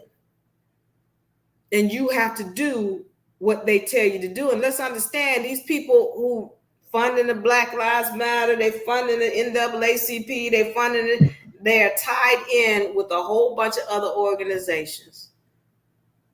I'm going to get into it in a second, because I'm ready to go a little bit deep. But they're all tied in. And so when they're giving money and they're telling you clearly here, Engelbert is telling you that they've received funds, because they start getting money from this whole racial and social activism in 2020. All right. Engelbert also has plans to prioritize, and let me move this back over so you all can see it. Engelbert also has plans to prioritize marketing and merchandise while looking hard at expansion, sports, gambling, and partnership. And she's making the case for higher media rights fees. Okay. It's not going to be easy, she said. I have a plan, already working on it. All right.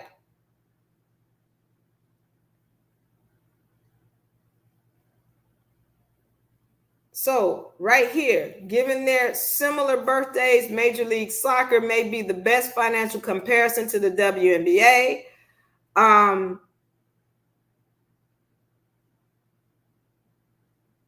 don't want to read all of this, because there's some important points in here that I had made notes of.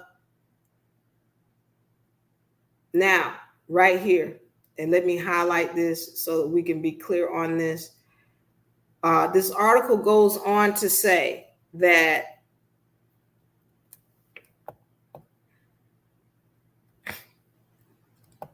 right here, the WNBA, according to media, get out the way.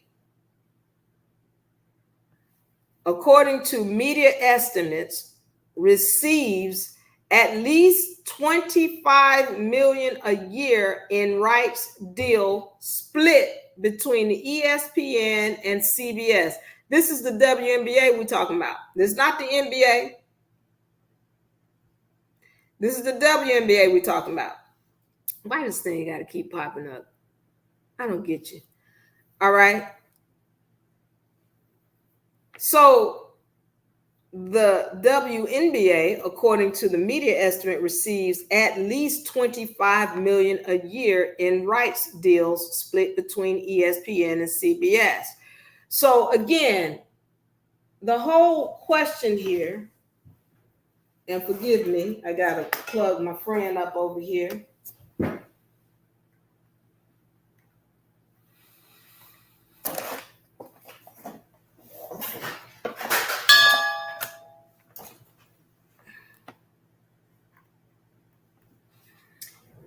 All right, so the whole deal here that we're talking about is, are WNBA players asking for too much? And everybody keeps saying out of their mouth, oh, well, they keep losing money and they lost $40 million this year and they're set to lose $40 million and they're just being funded by the NBA and they're just being propped up by the NBA. But here we having a report and it's telling you they getting $25 million a year.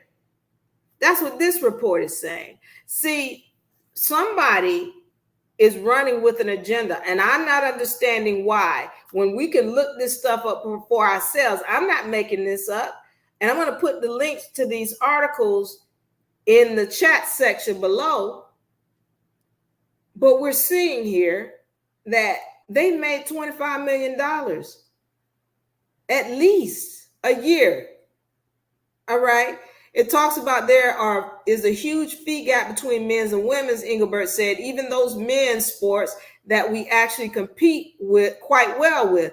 WNBA teams have consistently sold for $10 million to $15 million. Now, we got to look at this and understand something. You telling me that the WNBA and that's on the low end, Engelbert says. You telling me that this league that has lost, you saying is losing $40 million every year? The team sell for on the low 10 to 15 million. That's on the low. Really, other franchises selling for 40 million now. Why would they be selling for that much? It doesn't make sense. It doesn't even make any kind of business or financial sense. Why would anybody be propping up a team for 25 plus years? Now, I talked about what an asset is and what happens when you create an organization and how it creates an estate. I'm not going into that today. I might, because I got time. I'm going to be up. But my whole point here is this. You've got to recognize that there's something else that's not being told to us. And the fact is that the WNBA has value. These teams have value. And there was another part of this article in here where it talks about that the league itself is worth $1 billion. But there's more to this game. There's more to these things that I need to bring out. So let's take a look at this next article real quick. Now, once again, I say to you, the NBA hasn't been propping up the WNBA. This thing here says the WNBA on Thursday. Let me go down here to the main article. The WNBA on Thursday announced it completed its first ever capital raise. All right. Bringing in a host of big names, investors, including Nike. All right. And former U.S. Secretary of State Condoleezza Rice as the league looks to accelerate growth. The Women's National Basketball Association, WNBA, raised $75 million from investors who also include, now this is in, 2020. This article is written in, let's take a look. I got to go back up here. I got to scroll for a second. Article written in 2022. All right.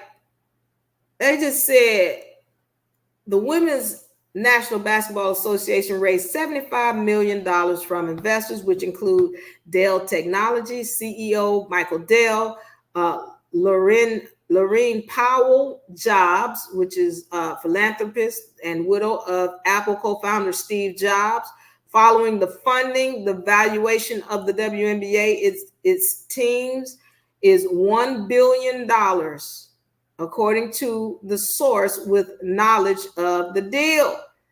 Following the funding, the valuation of the WNBA, this is the WNBA now, not the NBA, and its teams is $1 billion. That's how much it's worth, according to a source with knowledge of the deal. We've all seen the reports that less than 5% of all sports media coverage and the less than 1% of all sponsorship dollars go to women's sports.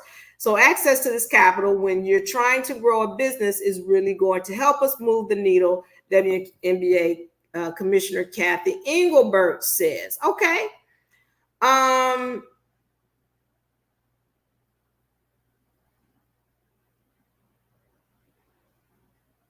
The league's milestone 25th season, which concluded in October, this was October of 2022, saw a large jump in TV viewership, according to Disney, on ESPN, which broadcast some of the regular games and the entire postseason. Regular season viewership was 49% compared to 2020 season and 24% compared with 2019. So it increased from 49% and 24%. All right. So now we see an increase in viewership. We're not even talking about 2024. But again, this organization raised 75 million. Let me go to this other article here, and then I'm going to get into it. What I see, and the fact that people are not telling the whole deal.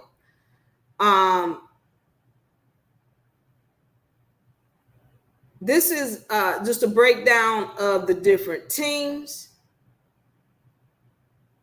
And it's talking about the Atlanta Dream and how they were sold. One second. Because I'm really not concerned about the Atlanta Dream, but there was something in this article. Again, my notes are not here, so please forgive me.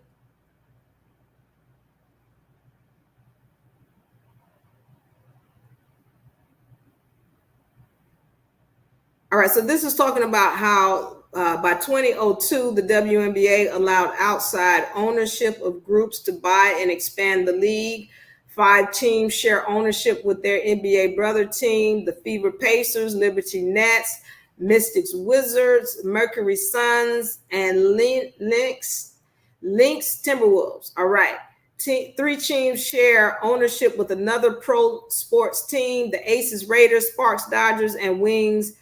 Bill Cameron is part owner of the Thunder, and the Sun are owned by a Native American operated Mohegan Sun Casino. The Storm are owned by an all-female group, and the Sky are owned by real estate developer Michael Alter. Okay.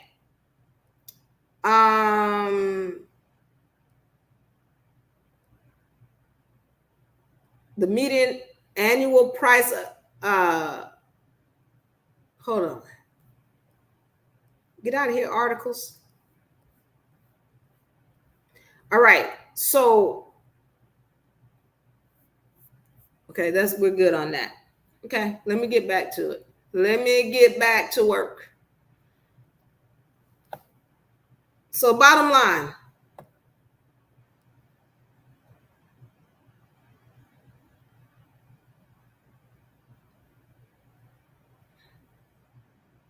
I'm going to learn how to work this one day to where I'm very efficient with it. All right. So getting back to it.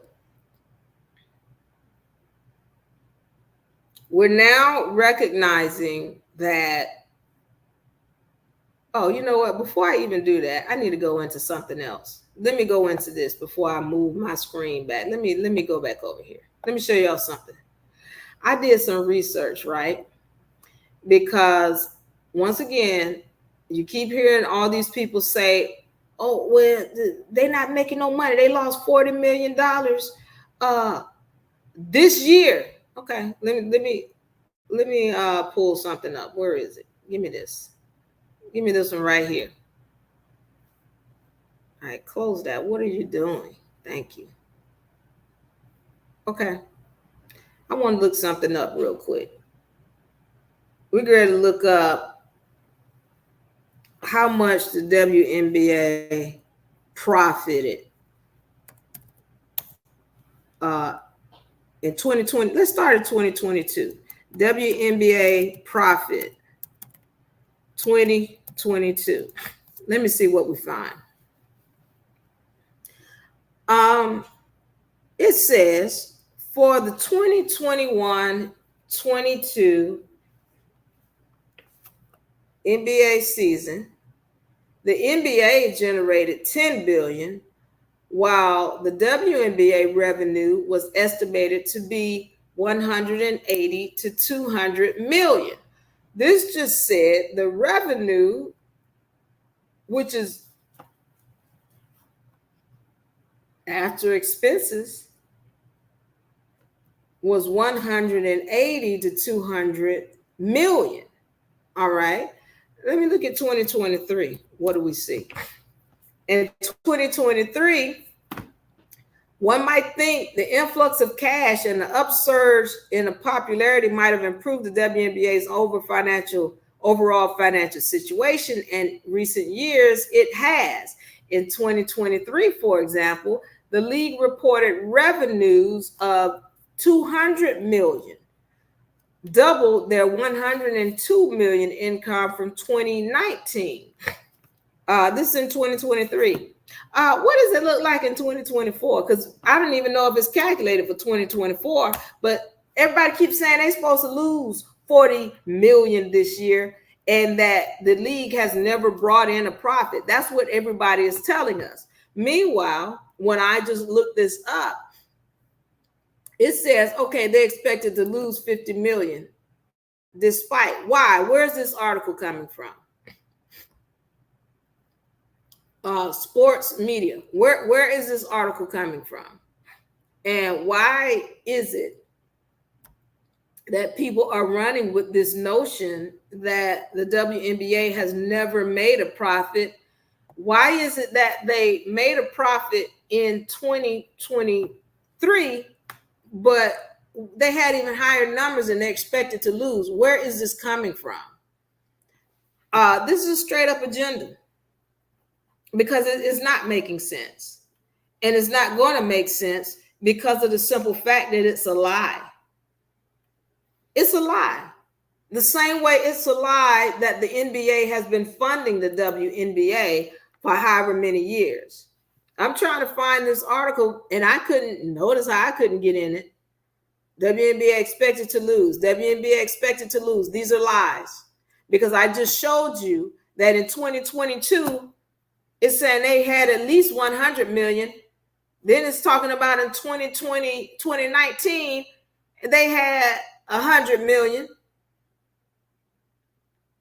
Then it says in 2022, it was 180 million, 2023, 200 million.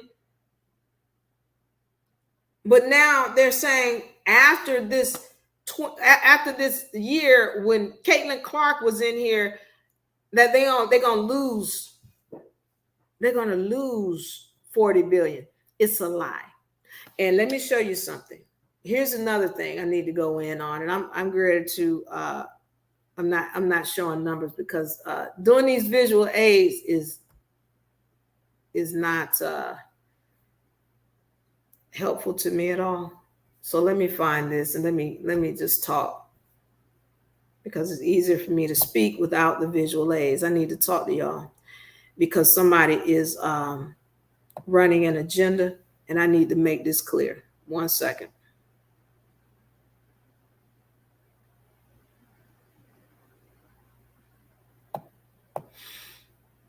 I'll make it easy to do this. All right, let me just talk. I'm not going back to the visual aids unless I absolutely have to. All right, let me get into this. Y'all remember that earlier this year there was this whole media rights deal where the NBA was re-signing. Let's be clear that they were re-signing because of Caitlin Clark, because Clark came in here and there was a clause in that deal, that media rights deal, whereby the NBA could revisit. Now, what's happening is, once again, this is a package deal with them, the WNBA and the NBA. And what happens is the NBA is negotiating this, and it's on behalf of the WNBA as well. Now, let me watch this now. They go into this deal for the renegotiation. Originally, the contract, the media rights deal, was $24 billion. $24 billion. And then they go and renegotiate that deal and they get $75 billion. So it went from $24 billion to $75 billion over an 11-year period. That is a gain of $52 billion. Okay, that they got. Let's be clear, because Caitlin Clark comes into this game. And again, remember I told you the other media rights deal, they said that it was $24 million a year just for the media rights deal. That's before Caitlin Clark. Now when Caitlin Clark comes in, that's how much. Now, let me keep going. They said it was $24 million for the media rights deal before Caitlin Clark. With this deal, there was $24 billion for the WNBA and NBA package deal. They renegotiated when Caitlin Clark got in here for $76 billion, which was an additional $52 billion that they gained, largely in part to Caitlin Clark. Okay, now watch this now. Adam Silver turns around and he says, we're going to allot $2.2 billion to the WNBA. Now, let me say this again. They just came up $52 billion. They just came up $52 billion because of Caitlin Clark. Now, let me be clear. They already had $24 billion. We don't know how much of that was truly allotted for the WNBA. And again, I don't even like sitting here defending the WNBA. I don't, because I don't like the way they're run. I don't care for the energy that's coming off of that league. I don't like the way there's cheating going on when it comes to the officials. I don't like the fact that the commissioner is turning a blind eye and showing bias. I don't like the coaching. I don't care for the play. There's the package, the whole deal, to me, is not a good product. I'm here because of Caitlin Clark. However, I have to tell the facts and the truth how they are. And the truth and the facts are that the WNBA has been had the money. They've been had the money. And $24 billion is what the package deal was, the media rights package deal was for both of them, but they had been allotted, the WNBA, at least $24 million, according to the document that I just read. Meanwhile, everybody's saying they're supposed to lose money and they've never gained money. When I just looked it up right there on the internet, it said, no, they made $100 million in 2019. In 2022, they turned around, they was making $180 million. In 2023, it's saying they made $200 million. Now, how in the ham sandwich are you telling me they supposed to lose $40 million when you got Caitlin Clark coming in here? Why is it that the commissioner and all these other people are allowing everybody to run with this whole notion that the NBA is funding the WNBA when they haven't been funding the WNBA since 2003? Why hasn't it been talked about these $75 million that was raised? Now, I'm saying they've got the money. And I need to go back to this whole new media rights deal that they just signed. They came up $42 billion. And then they're going to just allot $2.2 billion. It's a disrespect. Remember, I talked about Cheryl Miller, and Cheryl Miller said, how much is it? 2.2 million? Well, it's way more than that. So let's just say they wanted 10 times more than that. And they said, no, we need 10 times this 2.2 million. What would that be? That would be 22 billion. She said, we want 10 times this 2.2 billion. That'd be 22 billion. So if they ask for 22 billion out of that 52 billion that they came up, that's not too much to ask for. Because now they're saying, okay, we get 22 and you get 30. Is that right? 30 billion plus 22 billion, that's 52 billion. That's not even talking about the other 24 billion. You still get to keep the 24 billion that you originally had. Now we asking you to come up 22 billion. That's really, that it should be more than that. But that's fair. That's more than fair if the WNBA were to ask for the 22 billion. The NBA has come up, and let me just be clear about this. The NBA is taking advantage of the WNBA. In that deal, for him to come out and say, well, yeah, we're going to allot you 2.2 billion when we just came up because of y'all another 52. We ain't talk about even the original 24 billion. Just leave that out. Just talk about what you came up because you were able to renegotiate because we got Caitlin Clark in here. And you mean to tell me the only amount you willing to allot to us is you're now worth 2.2 billion. Stop playing. Somebody doesn't know contracting again. And that's what Cheryl said. You need somebody in there who's willing to fight, who's willing to do the numbers, because the numbers, I'm just putting them to you, is simple as this. You could tell me, well, they was carrying the WNBA for all this time, which is not true, but let's pretend like that's what happened. Then you just coming up $30 billion. That's fair. You made your money back. Now you getting $30 billion.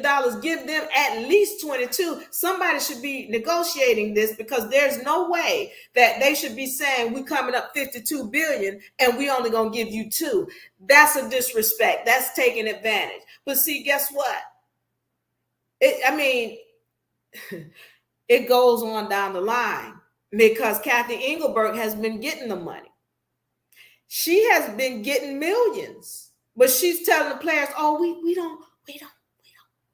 We're just trying to figure it out. We are new. You ain't new. You're 25 years plus old. This is not a new league. You've been here for 20-something years. So all this stuff about, y'all should wait, because these guys, again, I'm telling you, men, I don't know. Some of them don't do it on purpose, but they're purposely, there's some of them are clueless about what's going on with respect to the league. See, no, I don't know basketball X's and O's, but I know money. I know business. I know contracts. And I do my research. And so what I do know is that this league has always had the money. And the fact that the NBA is taking advantage of the WNBA, and the WNBA is taking advantage of the players by not paying them what they should be paying them, but not treating this league and putting the time and the money and the effort into it to make it grow. They're not really trying to make it grow, because if they were, when Caitlin Clark came into the league, they wouldn't have been treating her the way they treated her. They wouldn't be writing these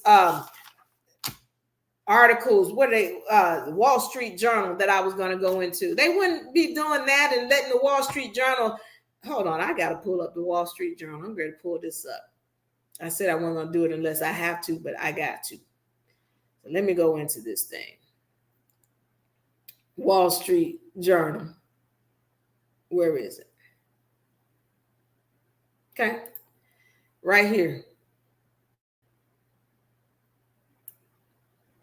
Wall Street Journal runs this article, and I'm diverting a little bit here just for a second, and I'm going to get back to what I was speaking on.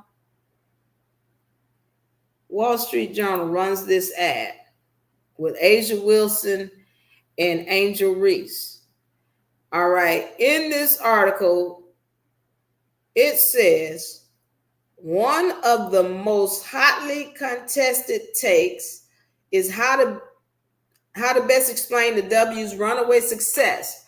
Most will agree the WNBA mania can be traced to the superstar rookies who arrived this year. But the reason that the WNBA became the biggest professional sports story of 2024 run deeper than any single player. And I highlighted that because it's trying to say, well, it's not because of Clark.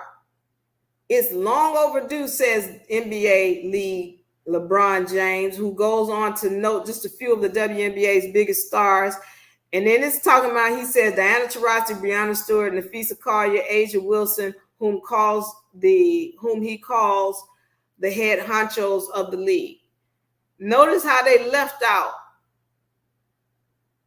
the most important name of this season, one who's bringing all the numbers. Okay, hold on. Now, the parts that's one of the parts that really aggravated everybody. But then it goes on down here. It does speak about Clark farther down in this article. It says, as a result, franchise values are surging. While 5 years ago, the average WNBA team was worth about $10 million, Engelbert says. A recent published estimate put the average just under $100 million per team. In the 5 years, she says, I think we have a team worth $500 million. Okay. So now let me go on down here.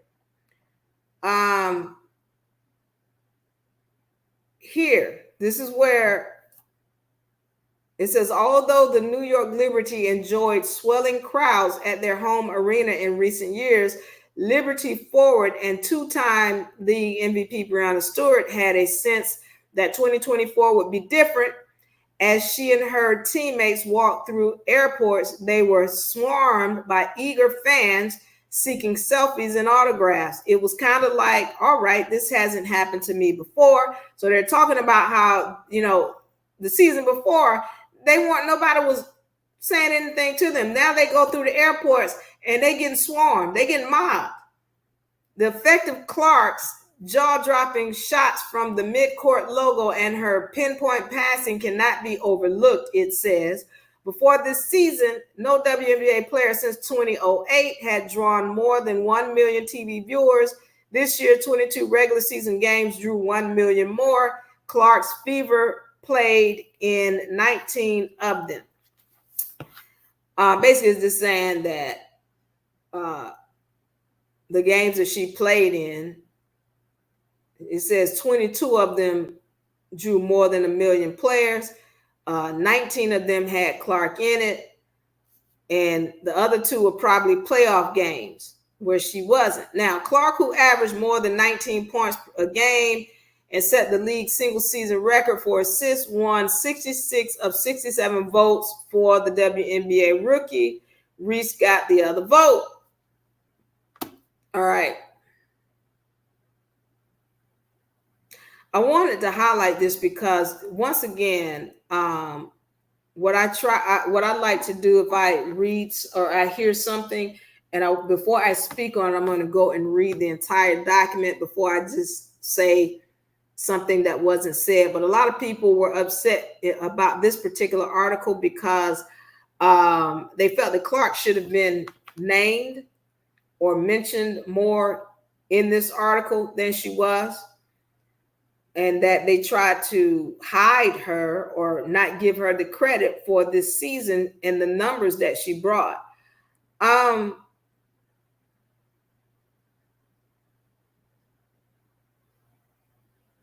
It says, in the glare of 2024 season, though each inspired firestorm, some defenders of Clark directed attacks at Reese Carter of the Black players, contended they were targeting Clark out of jealousy. Reese says she got a death threat and has been followed to her home. In the glare of 2024 season, though each inspired firestorm,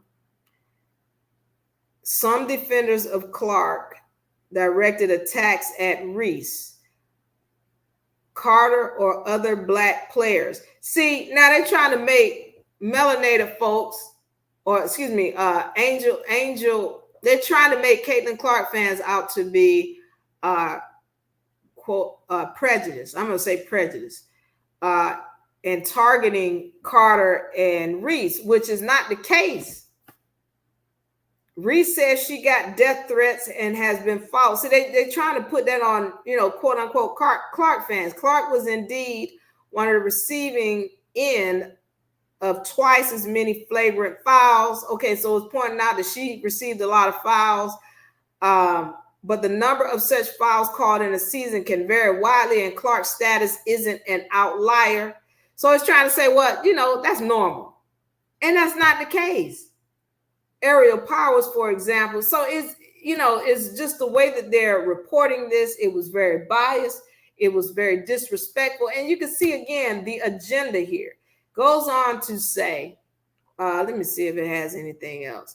But basically, this whole article was not well written, and it was written in a disrespectful way. And again, here is people rewriting history and being very disrespectful to Caitlin Clark. I'm not saying everything has to be about Caitlin Clark, but it's clear that these people have not given Clark the respect that she deserves, considering what she brings to the league.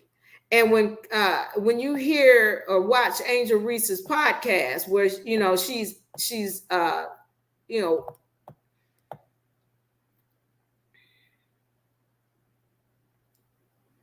And when you watch Angel Reese's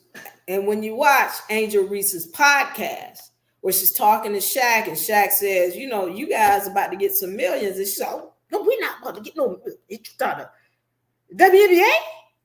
Oh, never. We're not going to ever see. Yes, you will see it. And one of the people who is bringing that is Caitlin Clark, because she should be getting millions right now. Really, all of y'all should be getting millions. So I'm going to get back to these numbers. First of all, again, I say to you, the NBA is taking advantage of the WNBA, especially with these media rights deals. They had the money. First of all, the WNBA has been getting millions. And then the WNBA has been getting billions. That $24 billion deal, that included the WNBA. How much was they giving to the WNBA? Some millions. And then they want to make you all think that some kind of way they're still propping up the WNBA when they are taking advantage of the WNBA. Then we turn around here and we see this media rights deal that they redo and get an extra $52 billion because of the WNBA and Caitlin Clark in particular. And then they want to allot $2.2 billion to the WNBA. That's taking advantage. When you got $52 billion and you only want to allot $2.2 billion, you're being disrespectful. And the problem is the WNBA is not handling their business, or maybe they are handling their business and the money is not getting to where it's supposed to go, because now I'm ready to get on Kathy Engelbert. She's getting money. Again, that thing said $25 million. Well, where is it going? Why are you not making sure the players get paid? Again, I say to you, there's an agenda. So I need to go into this. And then we're going to move into one more topic. All right. So I say that, yeah, the WNBA players should be paid more. They can be paid more. I'm going to say they can be paid more, but should they be paid more? That's another story. They got to clean up their act. Because right now, what I see is a bunch of entitled people who really, they're not acting right. This league is a mess in so many. This league is a mess in just about every way that you could possibly think that a league is in mess. It is a bad product. And the deal is, will more money put on the situation make it better? I don't know. Because they got more benefits this year and they acting like a donkey to the person who got them those benefits. They acting like a donkey. These people used to be flying commercial. Now they get a flight that's private, and they treating the person who helped them get it like a donkey. Come on now. Do you deserve more when you that's the problem. You make it hard for people to fight you for you. I'm here knowing that the money is there. For me, if I would be writing contracts, because that's what Diva Lyri does. I write contracts. And for me, this is about writing a contract because we see the proof in the numbers. You don't tell me y'all got a $75 billion, $76 billion contract and you came up $52 billion and that only amount that you want to allot us is $2.2 billion. Yeah, that's a slap in the face. That's a contract. Is Captain Engelbert going to write that contract? She not. Somebody is paying her. So let's get on that. There is an agenda in this league, and I talked about that those secret society type thing. That's what's going on. And you can see it when you look at all of the players. And when I say players, I'm not just talking about the players on the court. I'm talking about the refereeing. I'm talking about, the players and the things that they do, the hard fouls, and the intentional harm that they try to do to others. When you look at the coaches, why in the ham sandwich with this Albion woman wear a black girl's rock shirt to her first game with Caitlin Clark? Why would you do that? That's disrespectful. She didn't have to wear that, but you know what that was? That's a ritual. Maybe you don't get it, but it was a ritual. It's like they have to wear certain things to embarrass themselves or to show themselves approved. That's a ritual. The same way Captain Engelbert had to wear that dress. She had to wear something that's going to get her a lot of ridicule. She had to embarrass herself. That's part of the ritual. These organizations, they need you to embarrass yourself. And that's exactly what she did. That's what the black girl, because she knew whoever told her made her do that. She's a part of society. You got to do what I'm telling you to do. This whole society is making or paying somebody or all of these people to ignore Caitlin Clark. Why? Why couldn't Caitlin Clark go to the Olympics? Caitlin Clark couldn't go because she didn't say yes. She's not a part of that society. Let me tell you something. They've approached her. Make no mistake. Make no mistake about it. They have approached her. And when I say they, those of y'all who know, you know. Those of you who don't know, well, you need to do a little research. They have approached her and they have attempted to get her to be a part of whatever their little society or agenda is. And she has told them no. How we know she's told them no? One, when she chose not to get in front. Well, Caitlin Clark, you need to tell your fans, your racist fans. And she didn't get involved in it. Those are trolls. When they were trying to get her to say something to the fact that, well, black women need to be, and I told you, they make a lot of money off this Black Lives Matter thing. That's why they had that woman kicked out of her own organization with the Atlanta Dream. So that this other disrespectful woman could take over the team. They had that woman kicked out of her team because she chose not to be a part of the Black Lives Matter. She's an Albion woman. But you got to understand, they're making a lot of money off of that. Somebody is pushing an agenda, and if you are not a part of it, and the people who pushing the agenda, they're not melanated. They're not Albion either. It's something else.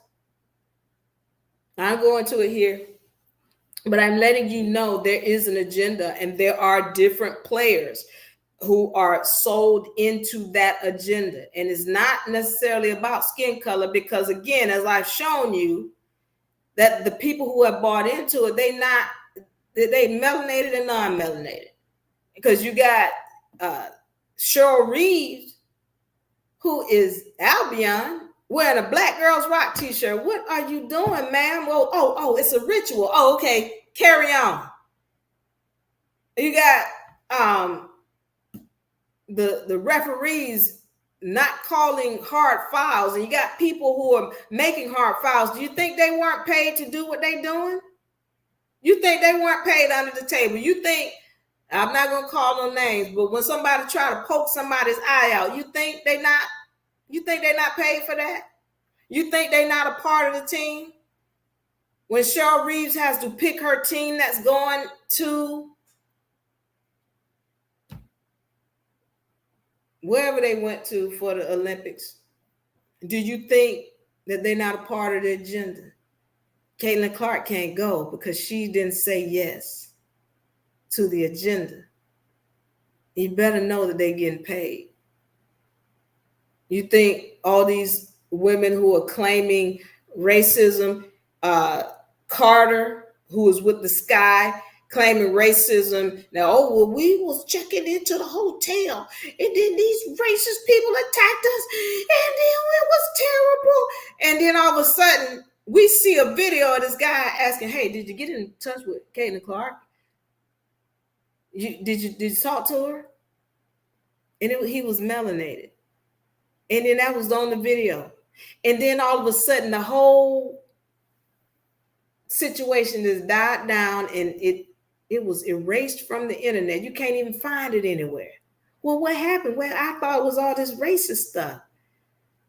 You got Carter over there doing it. You got who was this? Thomas doing it after the team get eliminated, talking about racist. Then you got these other people talking about Caitlin Clark's racist fans. What's wrong with you people? Why is nobody doing any kind of investigation on these so-called racist attacks? It's all lies. Somebody is running an agenda to make Caitlin Clark's fans look bad, make Caitlin Clark look bad. Why do you have the ESPN that won't even mention her? Why do you have Nike, who's a part of the WNBA, as I just read, being so disrespectful to Caitlin Clark to the point where they're not even mentioning her? They're not even, oh, congratulations, Caitlin Clark, on all of these records you broke. And then they make this little lame t-shirt. Why would they put her tennis shoe deal out till 2026? We still in 2024. Dang it, I can put out a tennis shoe in a month. And I could. I'm thinking about doing that. Clark 22s. I mean, I'm saying to you, the agenda is clear.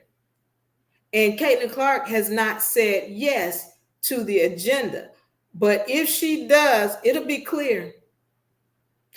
I'm going to say this, what is her saving grace? The people. Thank goodness for YouTube and the YouTubers who put out their sessions about Clark and the NBA and what they see. Thank goodness for them. Thank goodness for, those of us who speak up and speak out, because that's her saving grace. And there, without the public, if the public goes against these people, then they're going to change.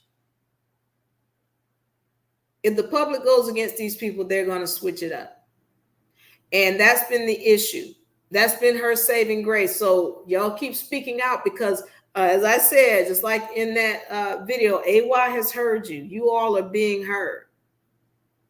So with that keeps them from doing the things to her that they're trying to do, when they're trying to rewrite history, when they're trying to ignore what Caitlin Clark has done, that keeps them from doing that. She has not bought into the agenda.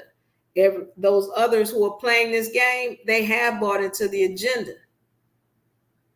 And so at some point, again, if she keeps this up, she's going to need the public behind her, because you are what keeps them from doing things to her. And then nobody's saying anything because nobody was paying attention. Well, y'all are paying attention. And so everybody has to straighten up. And so let me say this.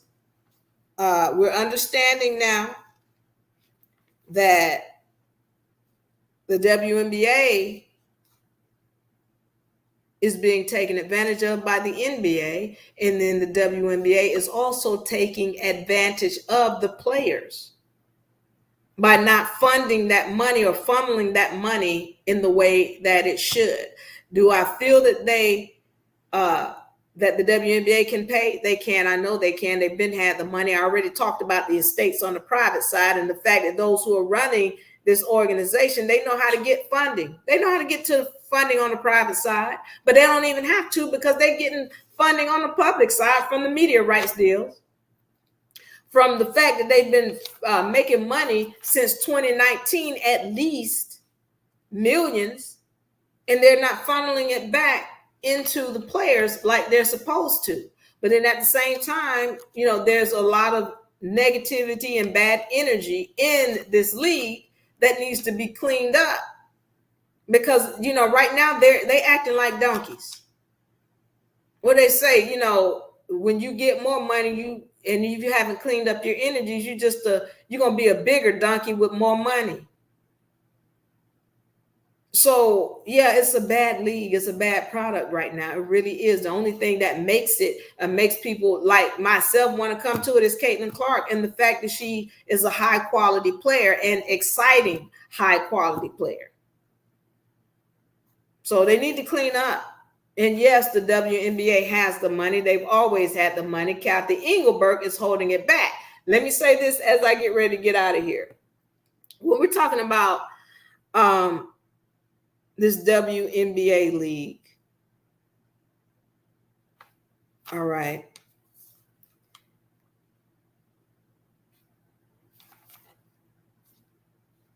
When I say Kathy Engelberg, I was talking about Kathy Engelberg because I want to make a point about her, and some of the things that they need to do to clean up this league. All right. So Kathy Engelberg, as far as I'm concerned, she needs to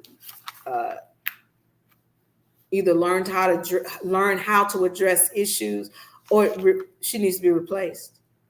And one of the things that I want to say as I get out of here is the fact that the WNBA is cleaning up as well. Right now, at this point, about 50% of the coaches of the WNBA have been fired. 50%.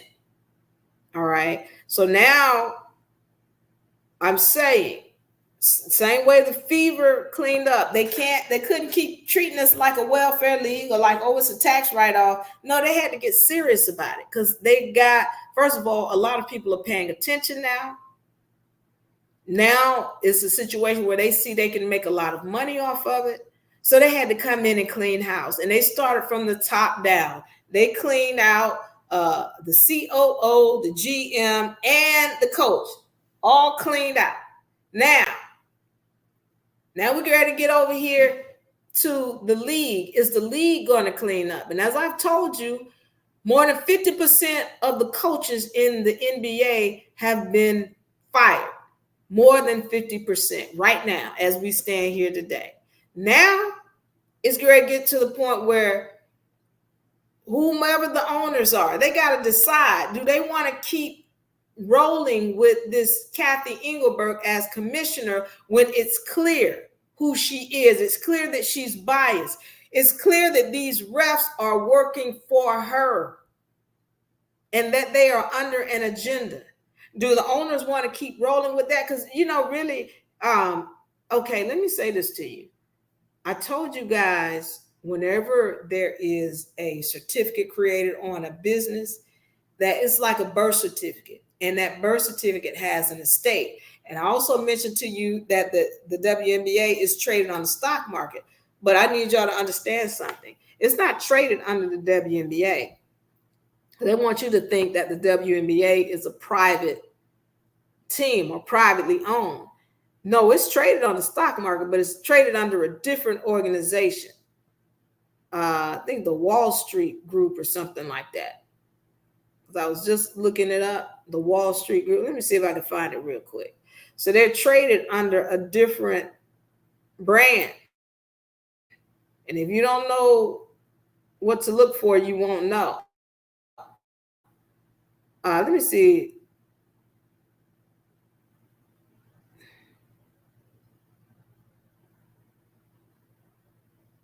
Let me see if I can find it real quick.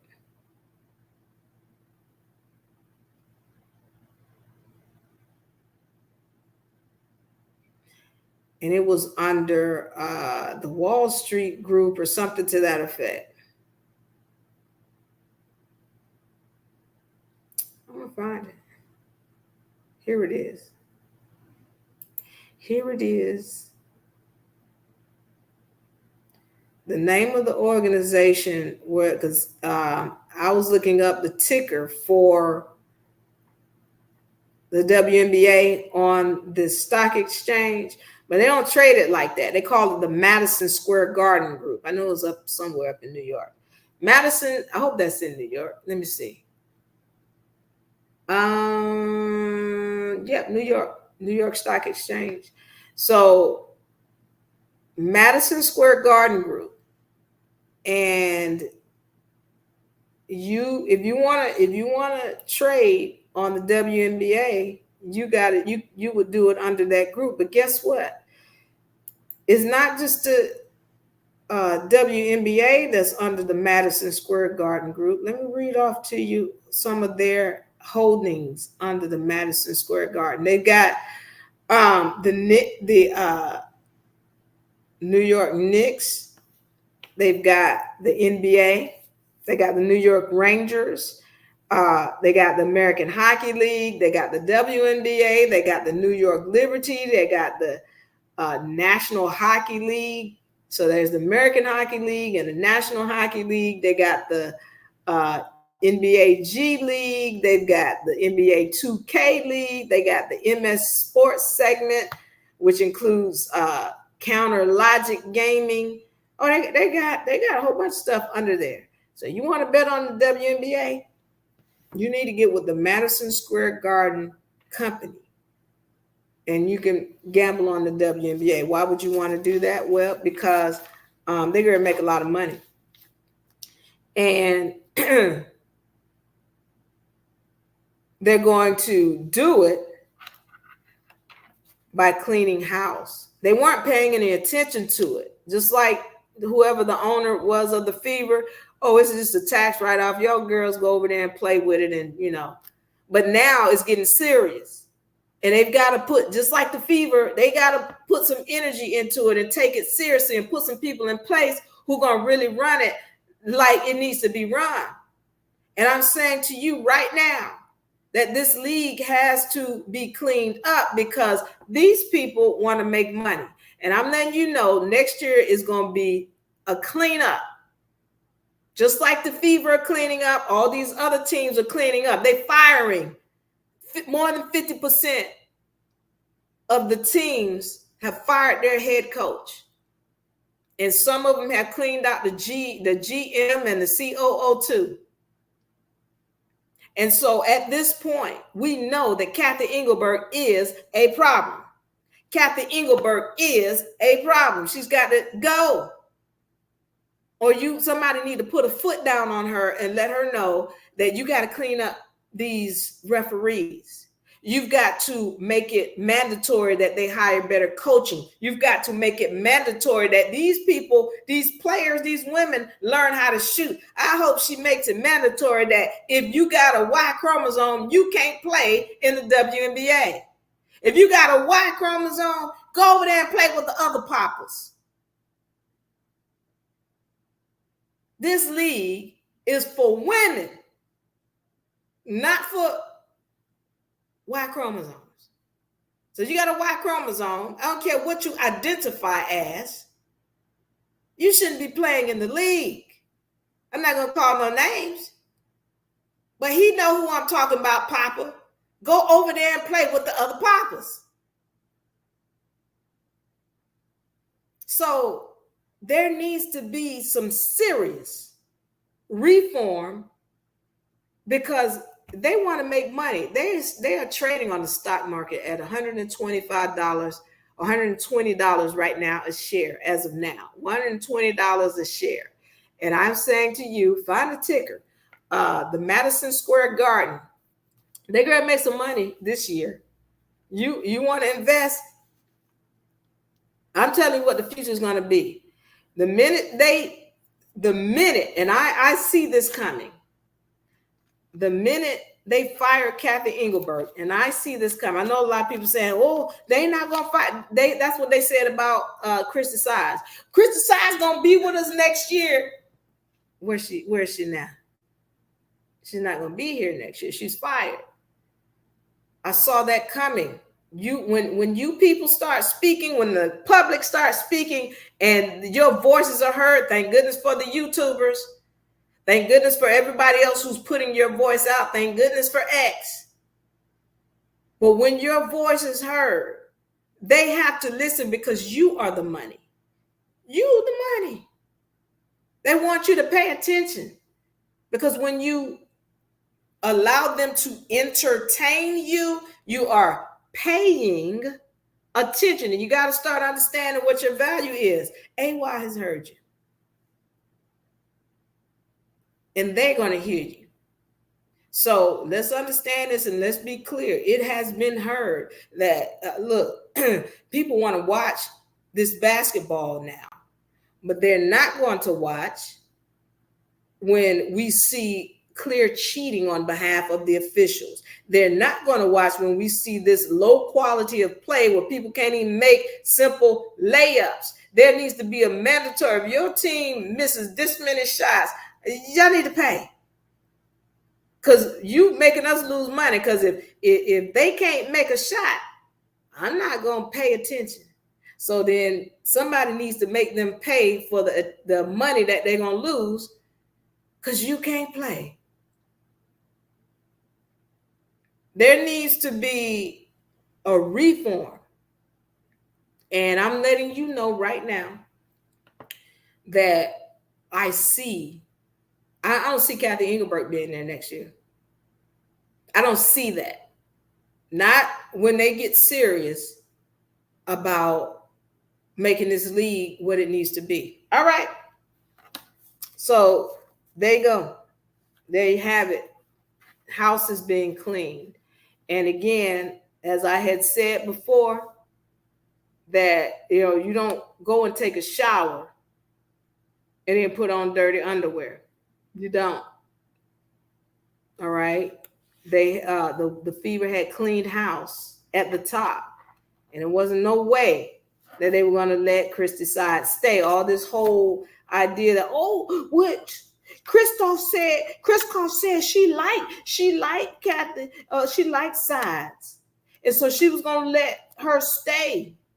She was going to let Krista Sides stay because she said she liked Krista Sides. That's not what she said. Y'all weren't paying attention.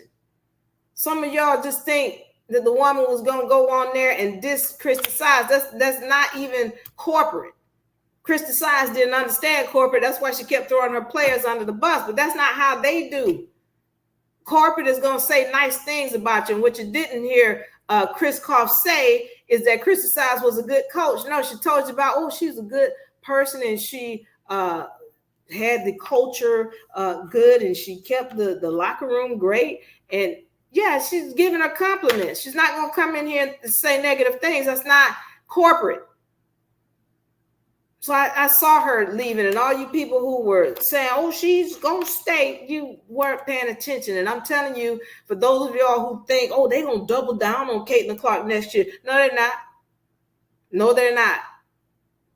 There are changes being made, and I do not see her staying, especially when I look up here at the Madison Square Garden group, and I see that these people, the NBA, they got the NBA league, And they got the WNBA league. The NBA league does not run their stuff like that. They don't lose money.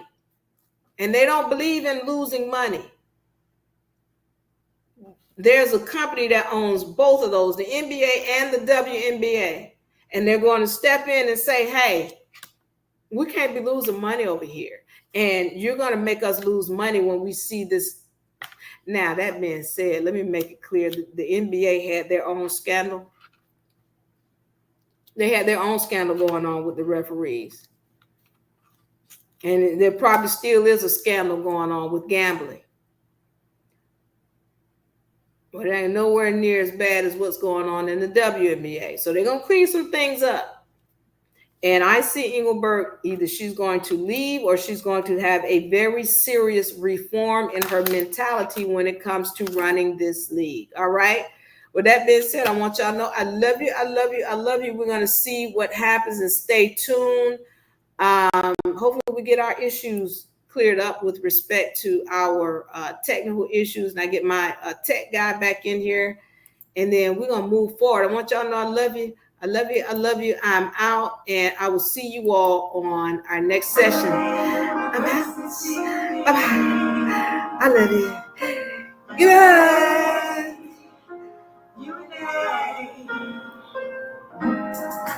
Bye-bye. I'm out.